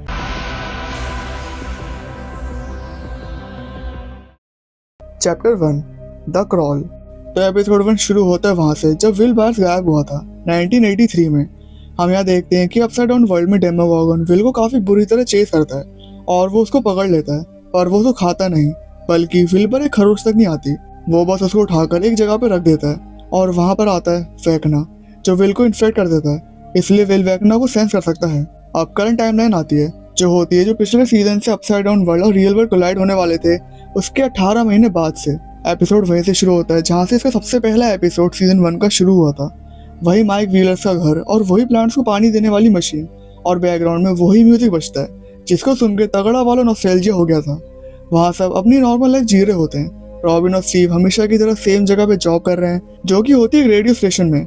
माइक, लूकस, जस्टिन और विल नॉर्मली स्कूल जा रहे हैं और ये चारों अब बड़े हो चुके हैं और बुलीज को अकेले संभाल लेते हैं। और ये दोनों हॉकिंस बास्केटबॉल टीम के मेंबर जेसन की डेथ से हेलफायर क्लब से अभी भी गिलसे हुए थे और इन्हें अभी भी लगता है कि जेसन की मौत का जिम्मेदार हेलफायर क्लब और एडी हैं। अब आते हैं मेन मुद्दे पर जो पिछले सीजन में 4 गेट्स के ओपन होने से अपसाइड डाउन वर्ल्ड और रियल वर्ल्ड कोलाइड होने लगे थे, उसका क्या? तो वो कोलाइजन अभी रुक गया है क्योंकि मैक्स अभी भी जिंदा है और आर्मी ने वो सारा गैप जो खुल गया था वो सीमेंट और लोहे से बंद कर दिया है। जैसे नॉर्मल किसी चीज में दरार आ जाती है बिल्कुल वैसे। दूसरी तरफ 11 अपने आप को ट्रेन कर रही होती है। हॉपर और जॉयस उसकी मदद करते हैं और दूसरी तरफ आर्मी अभी भी 11 के पीछे हाथ धोकर पड़ी होती है। अब यहाँ पर रिवील होता है कि ये सब अपनी नॉर्मल लाइफ नहीं जी रहे थे, वो सब दिखावा कर रहे थे। रेडियो स्टेशन में रॉबिन की जॉब वो बस एक दिखावा था। रॉबिन अपनी नॉर्मल ब्रॉडकास्ट स्टार्ट करती है पर वो ब्रॉडकास्ट लोगों के लिए नॉर्मल ब्रॉडकास्ट होती है but Steve, Mike, Lucas, Hopper सबके लिए वो एक सीक्रेट मैसेज होता है। सब अपने मिशन पर लग जाते हैं। अब मिशन यहाँ पे ये होता है कि अब अपसाइड डाउन वर्ल्ड के सारे गेट्स मिलिट्री ने सील कर दिए थे बस एक को छोड़कर, जहाँ मिलिट्री अपसाइड डाउन वर्ल्ड को रोकने के लिए उस पर रिसर्च कर रही थी। अपसाइड डाउन वर्ल्ड में अपनी खुद की एक लैब बना के और मिलिट्री जब कार को अपसाइड डाउन वर्ल्ड में ले जाएगी तो हॉपर को मौका मिल सकता है अपसाइड डाउन वर्ल्ड में जाने का और ये कंफर्म करने का कि वेकना अभी भी जिंदा है या फिर मर गया। और इस पूरे मिशन का ये लोग नाम रख देते हैं द क्रॉल। और आज रात को ही मिलिट्री कार को अपसाइड डाउन वर्ल्ड में ले जाने वाली थी। अब ये सब इकट्ठा होते हैं सिवाय डस्टिन के। वो एडी की डेथ से अभी भी टूटा हुआ था और वो गुस्से में जेसन के दोस्त सैंडी को प्रैंक करता है, जो बाद में डस्टिन को पकड़ के उसको बहुत मारता है और डस्टिन यहाँ पे मिशन मिस कर देता है। और हॉपर की टीम पिछले 18 महीनों से, जब से आर्मी ने अपसाइड डाउन वर्ल्ड और रियल वर्ल्ड के बीच का गेट सील करा था, तब से 19 से 30 बार अपसाइड डाउन वर्ल्ड में जा चुका है और वेकना का कोई नामो निशान उसको नहीं मिला और ना ही 11 वेकना को अपनी पावर से ढूंढ पा रही है। अब माइक और लूकस मिलिट्री पर नजर रखते हैं और हॉपर को गाइड करते हैं, जिससे हॉपर सक्सेसफुली मिलिट्री ट्रक में आ जाता है जो अपसाइड डाउन वर्ल्ड में जा रहा था। पर वहाँ पर ट्रक पर डेमोगॉगन अटैक कर देता है और हॉपर को अपसाइड डाउन वर्ल्ड में छुपना पड़ता है। अब रियल वर्ल्ड में विल को पता चल जाता है कि अपसाइड डाउन वर्ल्ड में कुछ गड़बड़ हुई है और वो विजन देखता है अपसाइड डाउन वर्ल्ड के नैन्सी के घर का, जहाँ डेमोगॉगन आ चुका होता है। अब नेक्स्ट हम देखते हैं हॉली को, जो माइक और नैन्सी की छोटी बहन होती है। हॉली को कई दिनों से एक इंसान दिख रहा था, पर बाकी लोगों को हॉली बस हवा में बात करती हुई दिखती है और हॉली मोस्ट प्रोबेबली वेकना का टारगेट है, जैसे विल था। फिर वहाँ रूम में लाइट्स फ्लिकर करने लग जाती हैं और दीवार से डेमोगॉगन हॉली के रूम में आ जाता है और ये एपिसोड यहाँ पे खत्म हो जाता है। Chapter 2 the vanishing of Holly Wheeler. Episode शुरू होता है डेमोगॉगन से, जो हॉली को लेने अपसाइड डाउन वर्ल्ड से सीधा उसके घर पर आ चुका था। वो हॉली को जबरदस्ती ले जाने की कोशिश करता है और जब हॉली लड़ने की कोशिश करती है तो वो उसको बहुत बुरी तरह फोर्स करता है। वो बिल्कुल होल्ड बैक नहीं करता। हॉली भागकर अपनी मम्मी के पास आ जाती है और फिर ये दोनों जल्दी से बाथ टब में छुप जाते हैं और डेमोगॉगन इनके सर के ऊपर खड़ा होता है। फिर घर में कैरन के पति टेड जाते हैं और ये बंदा इतना बड़ा मॉन्स्टर देखकर बिल्कुल नहीं डरता। वो सीधा डेमोगॉगन के सर पर कॉल स्टिक मार देता है और फिर डेमोगॉगन टेड को अपने नुकीले नाखूनों से छीलकर दूर फेंक देता है। दूसरी तरफ कैरन हॉली को लेकर भागती है और डेमोगॉगन उनके सामने आ जाता है। फिर हॉली एक वाइन की बोतल तोड़कर डेमोगॉगन पर अटैक कर देती है। दूसरी तरफ नैन्सी और 11 भी घर पहुंच रहे होते हैं, क्योंकि विल को विजन दिखा था डेमोगॉगन का अपसाइड डाउन वर्ल्ड में कि वो माइक के घर जा रहा है। नैन्सी और 11 घर में आते हैं, जहाँ कैरन नैन्सी को काफी बुरी कंडीशन में मिलती है। उसका गला, पेट सब कुछ कट चुका होता है। फिर 11 देखती है कि डेमोगॉगन हॉली को यहाँ से अपसाइड डाउन वर्ल्ड में ले गया है और जहाँ से वो ले गया है वो गेट बंद हो रहा है। तो 11 जल्दी से अपसाइड डाउन वर्ल्ड में आ जाती है हॉली को ढूंढने के लिए और वो गेट बंद हो जाता है। फिर ये लोग जल्दी से अपने पेरेंट्स को हॉस्पिटल शिफ्ट करते हैं, जहाँ नैन्सी माइक से कहती है कि वेकना ने मेरे को फ्यूचर हॉकिंस सिखाया था, जहाँ हॉकिंस बर्बाद हो चुका था और सब मर चुके थे, इंक्लूडिंग मम्मी पापा और हॉली। पर लूकस यहाँ पे ठंडे दिमाग से सोचता है कि अगर वेकना को उन्हें मारना ही था तो वो उन्हें जिंदा क्यों छोड़ गया और हॉली को अपसाइड डाउन वर्ल्ड क्यों ले गया, उसको यहीं पर मार के उसकी बॉडी यहीं क्यों नहीं छोड़ गया। फिर वो लोग आज की डेट याद करते हैं, जो होती है 3 नवंबर, और ठीक इससे 3 दिन बाद 6 नवंबर 1983 को विल गायब हुआ था। वो दिन जब से सब कुछ बदल गया था, तो ये कोइंसिडेंस नहीं हो सकता। अब नेक्स्ट आर्मी माइक के घर आ चुकी होती है और वो पूरे घर को अच्छे से इन्वेस्टिगेट करती है, जहाँ उन्हें अपसाइड डाउन वर्ल्ड का क्लोज गेट मिलता है। वहाँ आर्मी जनरल ऑर्डर देता है कि इस घर के आसपास के सीसीटीवी फुटेज चेक करो। अब सीसीटीवी में इनको 11 दिख जाएगी, जो नैन्सी के साथ घर आई थी, और आर्मी का शक और बढ़ जाएगा कि ये सब 11 ने किया है, क्योंकि डेमोगॉगन तो इन्हें सीसीटीवी फुटेज में दिखेगा नहीं, क्योंकि वो सीधा अपसाइड डाउन वर्ल्ड से घर में घुसा था और 11 बाहर से घर में आई थी। अब अपसाइड डाउन वर्ल्ड में 11 पहले समझती है कि वेकना उसके सामने आ चुका है, पर वो और कोई नहीं हॉपर होता है, जो अपसाइड डाउन वर्ल्ड में भटक गया था। माँ 11 हॉपर को एक्सप्लेन करती है कि डेमोगॉगन हॉली को यहाँ पर ले आया है। फिर थोड़ा आगे जाने के बाद 11 देखती है कि हॉपर की गोली लग चुकी है, जो सोल्जर से लगी थी जब वो डेमोगॉगन को मारने की कोशिश कर रहे थे। फिर 11 हॉपर को फर्स्ट एड देती है और हॉपर 11 को बताता है कि वो उस पर इतनी रिस्ट्रिक्शंस क्यों लगाता है। वो बताता है कि उसकी बेटी सहर मर गई थी और अब वो 11 को नहीं खोना चाहता, क्योंकि अगर वेकना जीत गया तो मतलब 11 मर सकती है। फिर ये दोनों आगे बढ़ते हैं, जहाँ हॉपर और 11 के सामने एक बहुत बड़ी दीवार खड़ी होती है, जहाँ 11 को हॉली का जूता मिलता है, जिससे ये प्रूव हो जाता है कि डेमोगॉगन हॉली को इस दीवार की उस साइड ले गया है और वेकना भी वहाँ पर है। इसलिए 11 वेकना को नहीं ढूंढ पा रही थी, क्योंकि ये दीवार 11 की पावर्स को ब्लॉक कर रही थी। अब अपसाइड डाउन में ही जहाँ आर्मी की लैब थी, वहाँ पर डॉक्टर को 11 की फोटो दिखाते हैं, जो सीसीटीवी में कैप्चर हो चुकी थी, और वहाँ सोल्जर डॉक्टर से कहता है कि शायद वो लड़की 11 यहीं पर अपसाइड डाउन वर्ल्ड में है। दूसरी तरफ विल एक प्रीवियस विजन याद करता है, जो वुड्स में आया था। ये विजन मिलिट्री कॉन्वॉय पर डेमोगॉगन के हमले से सिमिलर था। ये विजन इतना स्ट्रॉन्ग था कि विल को लगा जैसे वो डेमोगॉगन के माइंड के अंदर था। उसका थॉट और साइड फील कर पा रहा था, जैसे हाइव माइंड कनेक्शन वापस एक्टिवेट हो गया हो। रॉबिन इस विजन को एनालाइज करती है और एक आइडिया देती है कि विल के हाइव माइंड लिंक को वेकना और हॉली को ढूंढने के लिए इस्तेमाल कर सकते हैं। विल एक तरह का एंटीना है जो सिग्नल पकड़ता है अपसाइड डाउन वर्ल्ड से, तो अगर हम विल को वहाँ ले जाएं जहाँ उसको विजन आया था, तो वो मे बी वेकना के अंदर दोबारा झांक सकता है और हॉली का पता हमें लग सकता है। पर जॉयस से मना कर देती है, क्योंकि उसको डर था कि विल को कुछ हो ना जाए। पर रॉबिन बड़ी चालाकी से विल को वहाँ से ले जाती है, ये बोल के कि हमें कोई फ्यूज ठीक करना है। दूसरी तरफ जॉनथन और स्टीव का काम था हॉपर के साथ साथ आगे बढ़ना, बट स्टीव और जॉनथन रियल वर्ल्ड में आगे बढ़ते हैं और हॉपर अपसाइड डाउन वर्ल्ड में वही सेम जगह से आगे बढ़ता है। और ऐसा ये इसलिए कर रहे थे ताकि हॉपर का सिग्नल इनको मिल सके और ये हॉपर से कम्युनिकेट कर सकें। और डेमोगॉगन के अटैक के बाद हॉपर का कनेक्शन टूट चुका था। फिर स्टीव और जॉनसन को वहाँ पे डस्टिन मिलता है, जो पिटी हुई हालत में वहाँ पे आता है, जो स्टीव को बोलता है कि उसको ये चोट साइकिल के गिरने से लगी थी। पर स्टीव यहाँ पे समझ जाता है कि एंडी और उसके दोस्तों ने डस्टिन को मारा है। अब नेक्स्ट लूकस मैक्स के पास बैठा होता है और वो उसको केट बुश का running up the hill radio से सुनाता है, जिसकी वजह से मैक्स वैगनर से पहले बच पाई थी और वो एंड में भी बच जाती अगर जेसन बीच में अपनी टांग ना अड़ाता तो। और इस रूम में वही ड्राइंग होती है जो मैक्स ने बनाई थी जब लूकस ने उसको मूवी डेट के लिए पूछा था। वहाँ लूकस मैक्स से बात करता है क्योंकि कोमा पेशेंट कोमा में जरूर होते हैं, पर वो सब सुन सकते हैं कि उनसे कौन क्या बोल रहा है। दूसरी तरफ नैन्सी और माइक रियलाइज करते हैं कि हॉली बार बार अपनी इमेजिनरी फ्रेंड के बारे में बताती थी, जिसको वो मिस्टर वॉटस्टेड बुलाती थी, पर इन्हें लगता था कि हॉली की वो बस इमेजिनेशन है। तो इन्हें शक होता है और ये अपनी मम्मी के पास जाते हैं, जहाँ वो हॉली के इमेजिनरी फ्रेंड मिस्टर वॉटस्टेड के बारे में पूछते हैं। दूसरी तरफ रॉबिन और विल वुड्स में जाकर रियलाइज करते हैं कि जो विल को यहाँ पे विजन आया था वो उसका था जो हॉली को देख रहा था, मतलब इस बंदे का विजन जो हॉली को दिख रहा था, बस बाकी को नहीं दिख रहा था। दूसरी तरफ कैरन माइक और नैन्सी को पेपर पे लिख के बताती है कि मिस्टर वॉटस्टेड का पहला नाम हॉली ने हेनरी बताया था। ये देखकर दोनों के होश उड़ जाते हैं। अब दूसरी तरफ विल को भी रियलाइज हो जाता है कि मैं वैकना का विजन देख रहा था जो हॉली को स्टॉक कर रहा था। फिर हेनरी हॉली को अपने घर तक क्रील हाउस के अंदर ले जाता है, जहाँ वो हॉली के दोस्तों और उसकी फैमिली को भी लाने की बात करता है। तो अगला नंबर उसके दोस्तों का होने वाला है और ये एपिसोड यहाँ पे खत्म हो जाता है। Chapter 3 the turnbot trap. Episode शुरू होता है हॉपर और 11 से, जो अपसाइड डाउन वर्ल्ड में हॉली को तलाश रहे होते हैं। तभी उनके सामने जो जायंट सी एक दीवार आ गई थी, तो हॉपर और 11 उस दीवार को काटने की कोशिश करते हैं ताकि वो उस दीवार के उस पार जा सके जहाँ मोस्ट प्रोबेबली हॉली और वैगना छुपे हुए हैं। पर ये दीवार बहुत मजबूत होती है और ये दोनों उस दीवार को नहीं काट पाते। फिर 11 को अचानक से बहुत स्ट्रॉन्ग माइग्रेन होने लग जाता है और हॉपर स्पॉट करता है कि दूर से सोल्जर्स आ रहे हैं और उनके पास उनकी गाड़ी में एक डिवाइस है जिससे ऐसी फ्रीक्वेंसी निकल रही है जो 11 के दिमाग को इफेक्ट कर रही है। तो मतलब यहाँ मिलिट्री को 11 की वीकनेस पता चल चुकी है। फिर हॉपर 11 को लेकर किसी सेफ जगह छुपता है। फिर हॉपर सोल्जर से डील करता है और उस डिवाइस को शूट करके तोड़ देता है, जिससे 11 रिकवर हो जाती है। फिर हॉपर और 11 एक सोल्जर को पकड़कर उससे पूछते हैं कि वो दीवार क्या है, पर वो कुछ भी बताने से मना कर देता है। फिर 11 उसके दिमाग में घुस के ये पता करती है कि ये सोल्जर डॉक्टर के लिए काम करता है और ये डॉक्टर 11 के पीछे हाथ धोके पड़ी हुई थी। वहाँ 11 देखती है कि यहाँ पे अपसाइड डाउन वर्ल्ड में एक लैब के अंदर एक सीक्रेट वॉल्ट है, जहाँ कुछ ऐसा है जो उन्होंने बंद करके रखा है या कैद कर रखा है, और जो भी उस वॉल्ट के अंदर है वो 11 जैसा है और उसकी कमजोरी है। और 11 यहाँ पे ये अज्यूम कर लेती है कि मिलिट्री ने वैगना को कैप्चर करके उस वॉल्ट में बंद कर रखा है। और ये तब करा होगा जब वैगना अपने आप को इंजरी से हील कर रहा था, जब स्टीव, नैन्सी और रॉबिन ने उसको जला दिया था और गोलियों से भून दिया था।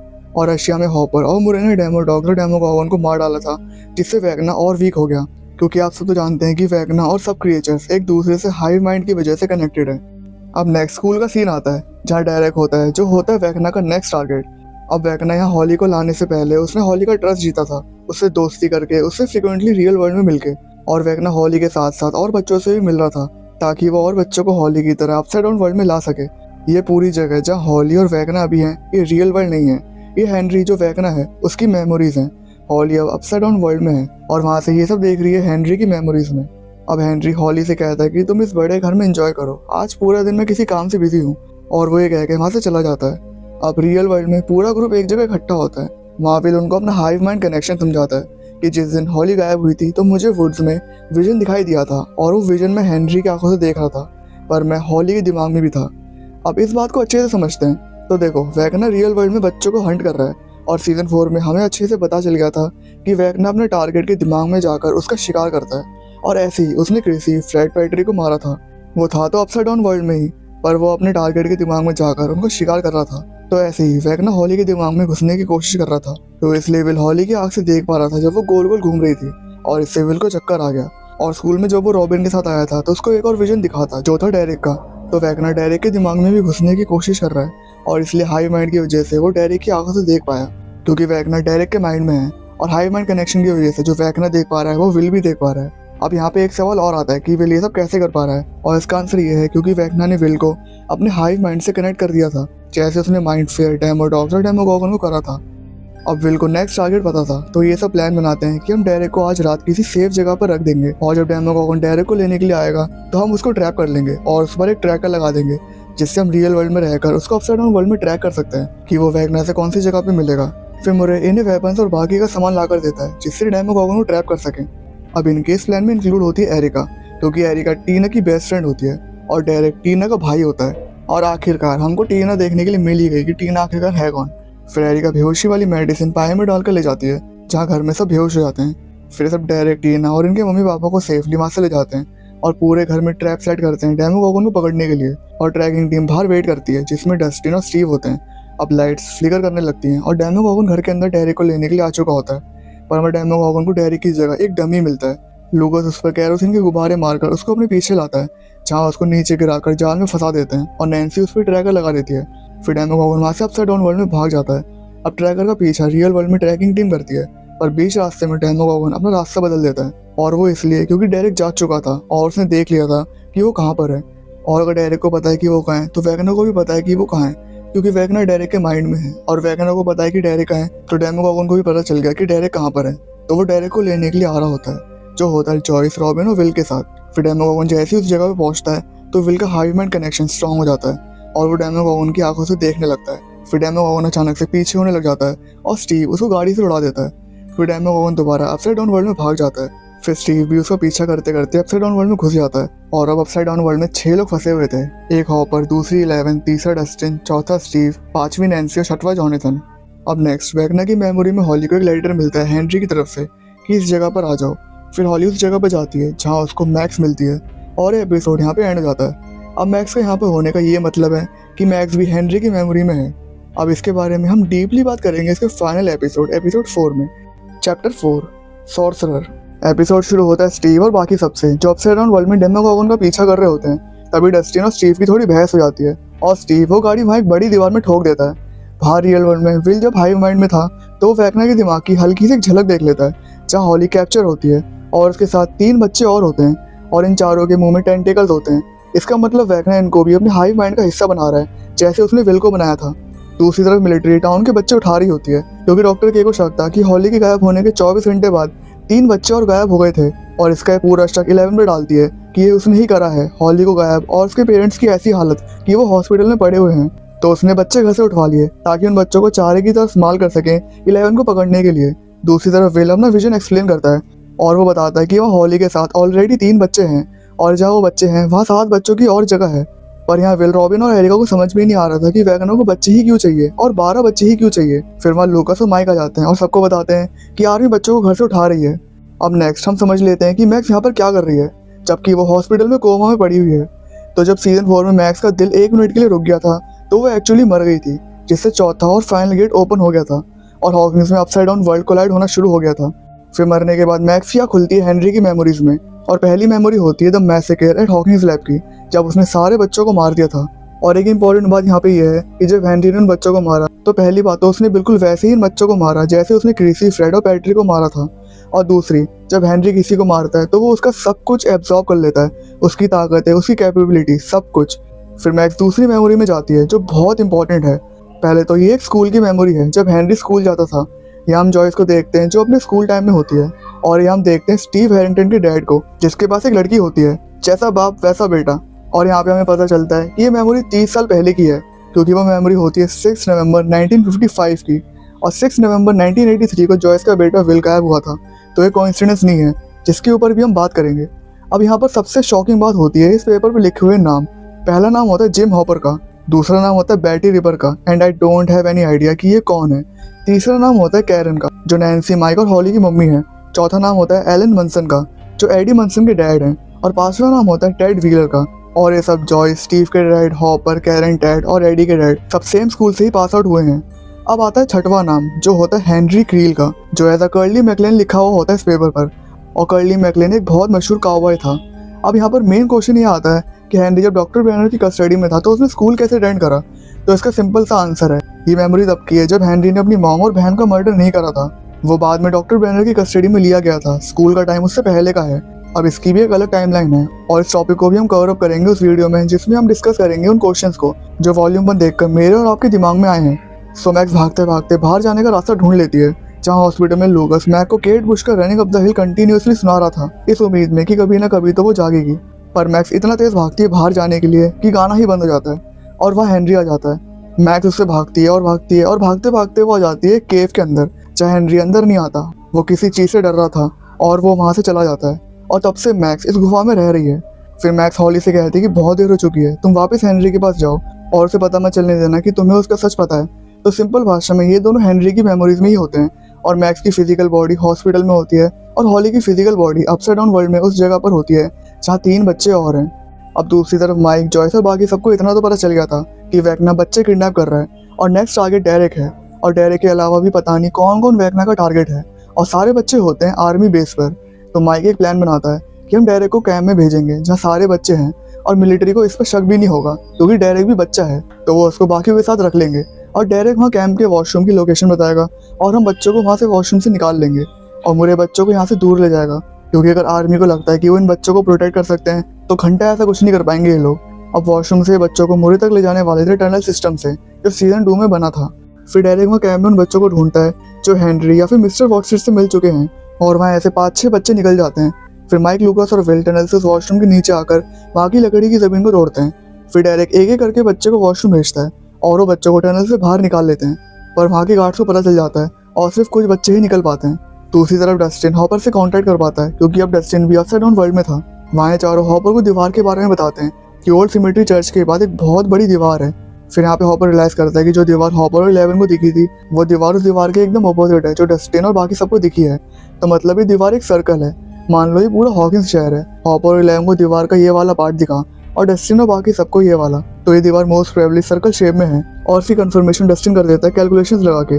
और यहाँ सबसे वियर्ड बात ये होती है कि इस दीवार के एकदम बीचों बीच में हॉकिंस लैब है, वो जगह जहाँ से सब कुछ शुरू हुआ, जहाँ हेनरी को पहली बार अपसाइड डाउन वर्ल्ड में भेजा गया और जहाँ 11 ने पहली बार अपसाइड डाउन वर्ल्ड का गेट ओपन करा। अब दूसरी तरफ हॉपर और 11 लैब में घुसते हैं उस चीज़ को मारने के लिए जो लैब समझती है कि 11 की कमजोरी है, जो मोस्ट प्रोबेबली 11 को लगता है कि वेक्ना है। लैब में वही फ्रीक्वेंसी रिलीज होती है जिससे 11 का माइंड इफेक्ट होने लग जाता है। फिर हॉपर को एक टेंटिकल जकड़ लेता है। माँ डॉक्टर के आकर हॉपर से पूछती है कि तुमने 11 को इतने टाइम से हमसे छुपा के रखा, ऐसा क्या है कि तुम जानते हो और मैं नहीं जानती। फिर हॉपर टेंटिकल से फ्री होकर डॉक्टर के को बेहोश कर देता है। अब यहाँ पर 11 का ज़्यादा देर रुकना ठीक नहीं था क्योंकि वो फ्रीक्वेंसी बहुत डेंजरस थी, तो वो 11 को यहाँ से जाने के लिए कहता है और अकेला चला जाता है वेक्ना से लड़ने बहुत सारे एक्सप्लोसिव लेकर। हॉपर का प्लान था कि वेक्ना के पास जाकर इतना बड़ा धमाका करे जिससे वेक्ना के चीथड़े उड़ जाएं, पर इससे हॉपर भी मर जाएगा। दूसरी तरफ विल, माइक, जॉयस, डेरेक सबको मिलिट्री पकड़ लेती है और टनल में लूकास 2 बच्चों के साथ होता है और रॉबिन मुरे तक 3-4 बच्चे पहुंचा पाती है। अब विल को फिर से विजन दिखता है और 2-3 डेमो वॉगन वहाँ पर अटैक कर देते हैं। ये आर्मी जो बच्चों को प्रोटेक्ट करने वाली थी खुद 4 मिनट के अंदर फिनिश हो जाती है। दूसरी तरफ लैब में वो फ्रीक्वेंसी बंद हो जाती है और हॉपर बाहर आ जाता है और 1 सेकंड के लिए जब ये सीन आया था तो सच में लगा कि हॉपर पक्का मरने वाला है, पर शुक्र है भगवान का ये बच गया। अब यहाँ पे आता है एक ट्विस्ट। 11 अंदर जाती है और देखती है जिसे वो वेक्ना समझ रही थी वो होती है काली, जो नंबर 8 होती है हॉकिंस लैब में टेस्ट सब्जेक्ट्स में से एक। और काली की पावर्स होती हैं कि वो लोगों को इल्यूजन दिखा सकती है और ये भी जिससे वो सबसे ज़्यादा डरते हों। तो मिलिट्री यहाँ पे काली की पावर्स को यूज़ कर रही थी और वो हाई फ्रीक्वेंसी क्रिएट कर रही थी जो 11 के माइंड को इफेक्ट कर रही थी। अब 11 को इतने टाइम से लग रहा था कि वॉल्ट में वेक्ना है, पर वहाँ काली थी। तो वेक्ना है कहाँ? तो वेक्ना होता है अपसाइड डाउन वर्ल्ड में ही, जो रियल वर्ल्ड में आ चुका होता है, जो पहले से बहुत पावरफुल हो चुका है और ब्रूटल भी। वहाँ पे वेक्ना विल को बताता है कि वो सिर्फ बच्चों को ही क्यों अपना टारगेट बना रहा है। तो सिंपल वर्ड्स में वेक्ना का प्लान है बच्चों को हाई माइंड से कनेक्ट करने का, क्योंकि बच्चों को ईजी होता है कंट्रोल करना और हेनरी बचपन से ह्यूमैनिटी से नफरत करता है, तो वो पूरी दुनिया को रीशेप करेगा इन बच्चों की मदद से। और विल पहला बच्चा था जिसको वेक्ना ने हाई माइंड से कनेक्ट करा था और विल से वेक्ना को पता चला कि उसका प्लान काम करेगा बच्चों को अपने हाई माइंड से कनेक्ट करने का। अब इस टॉपिक के ऊपर डिटेल में हम उसी क्वेश्चन वाली वीडियो में बात करेंगे और इस बात के ऊपर भी डिस्कस करेंगे कि आखिरकार 12 बच्चे ही क्यों चाहिए वेक्ना को। फिर वेक्ना वहाँ से अपसाइड डाउन वर्ल्ड में वापस चला जाता है और डेमोगॉगन, डेरेक और जितने भी बच्चे वेक्ना के टारगेट में थे सबको अपसाइड डाउन वर्ल्ड में ले जाते हैं। लूकास उन्हें प्रोटेक्ट करने की कोशिश करता है पर डेमोगॉगन होल्ड बैक नहीं करता, वो उसको इंजर करके बच्चों को अपसाइड डाउन वर्ल्ड में खींच लेते हैं। अब एंड में माइक, रॉबिन और लूकास पर डेमोगॉगन अटैक करने वाले होते हैं, पर माइक देखता है कि वो डेमोगॉगन अचानक से हवा में अटक गया है और वो देखता है कि ये विल ने करा है।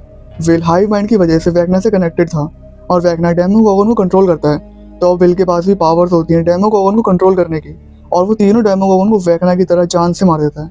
और ये पूरा सीन एकदम इतना एपिक होता है और एंड में विल की नाक से भी खून आता है जैसे 11 की नाक से आता है जब वो अपनी पावर्स यूज करती है। तो सिंपल भाषा में विल के पास भी पावर्स हैं क्योंकि 11 और जितने भी टेस्ट सब्जेक्ट हैं सबको पावर हेनरी से मिली है और ऐसे करके विल के पास भी पावर्स आ गई हैं हेनरी की वजह से, क्योंकि हेनरी ने ही विल को अपने हाई माइंड से कनेक्ट करा था। और वॉल्यूम 1 यहाँ पे एंड हो जाता है।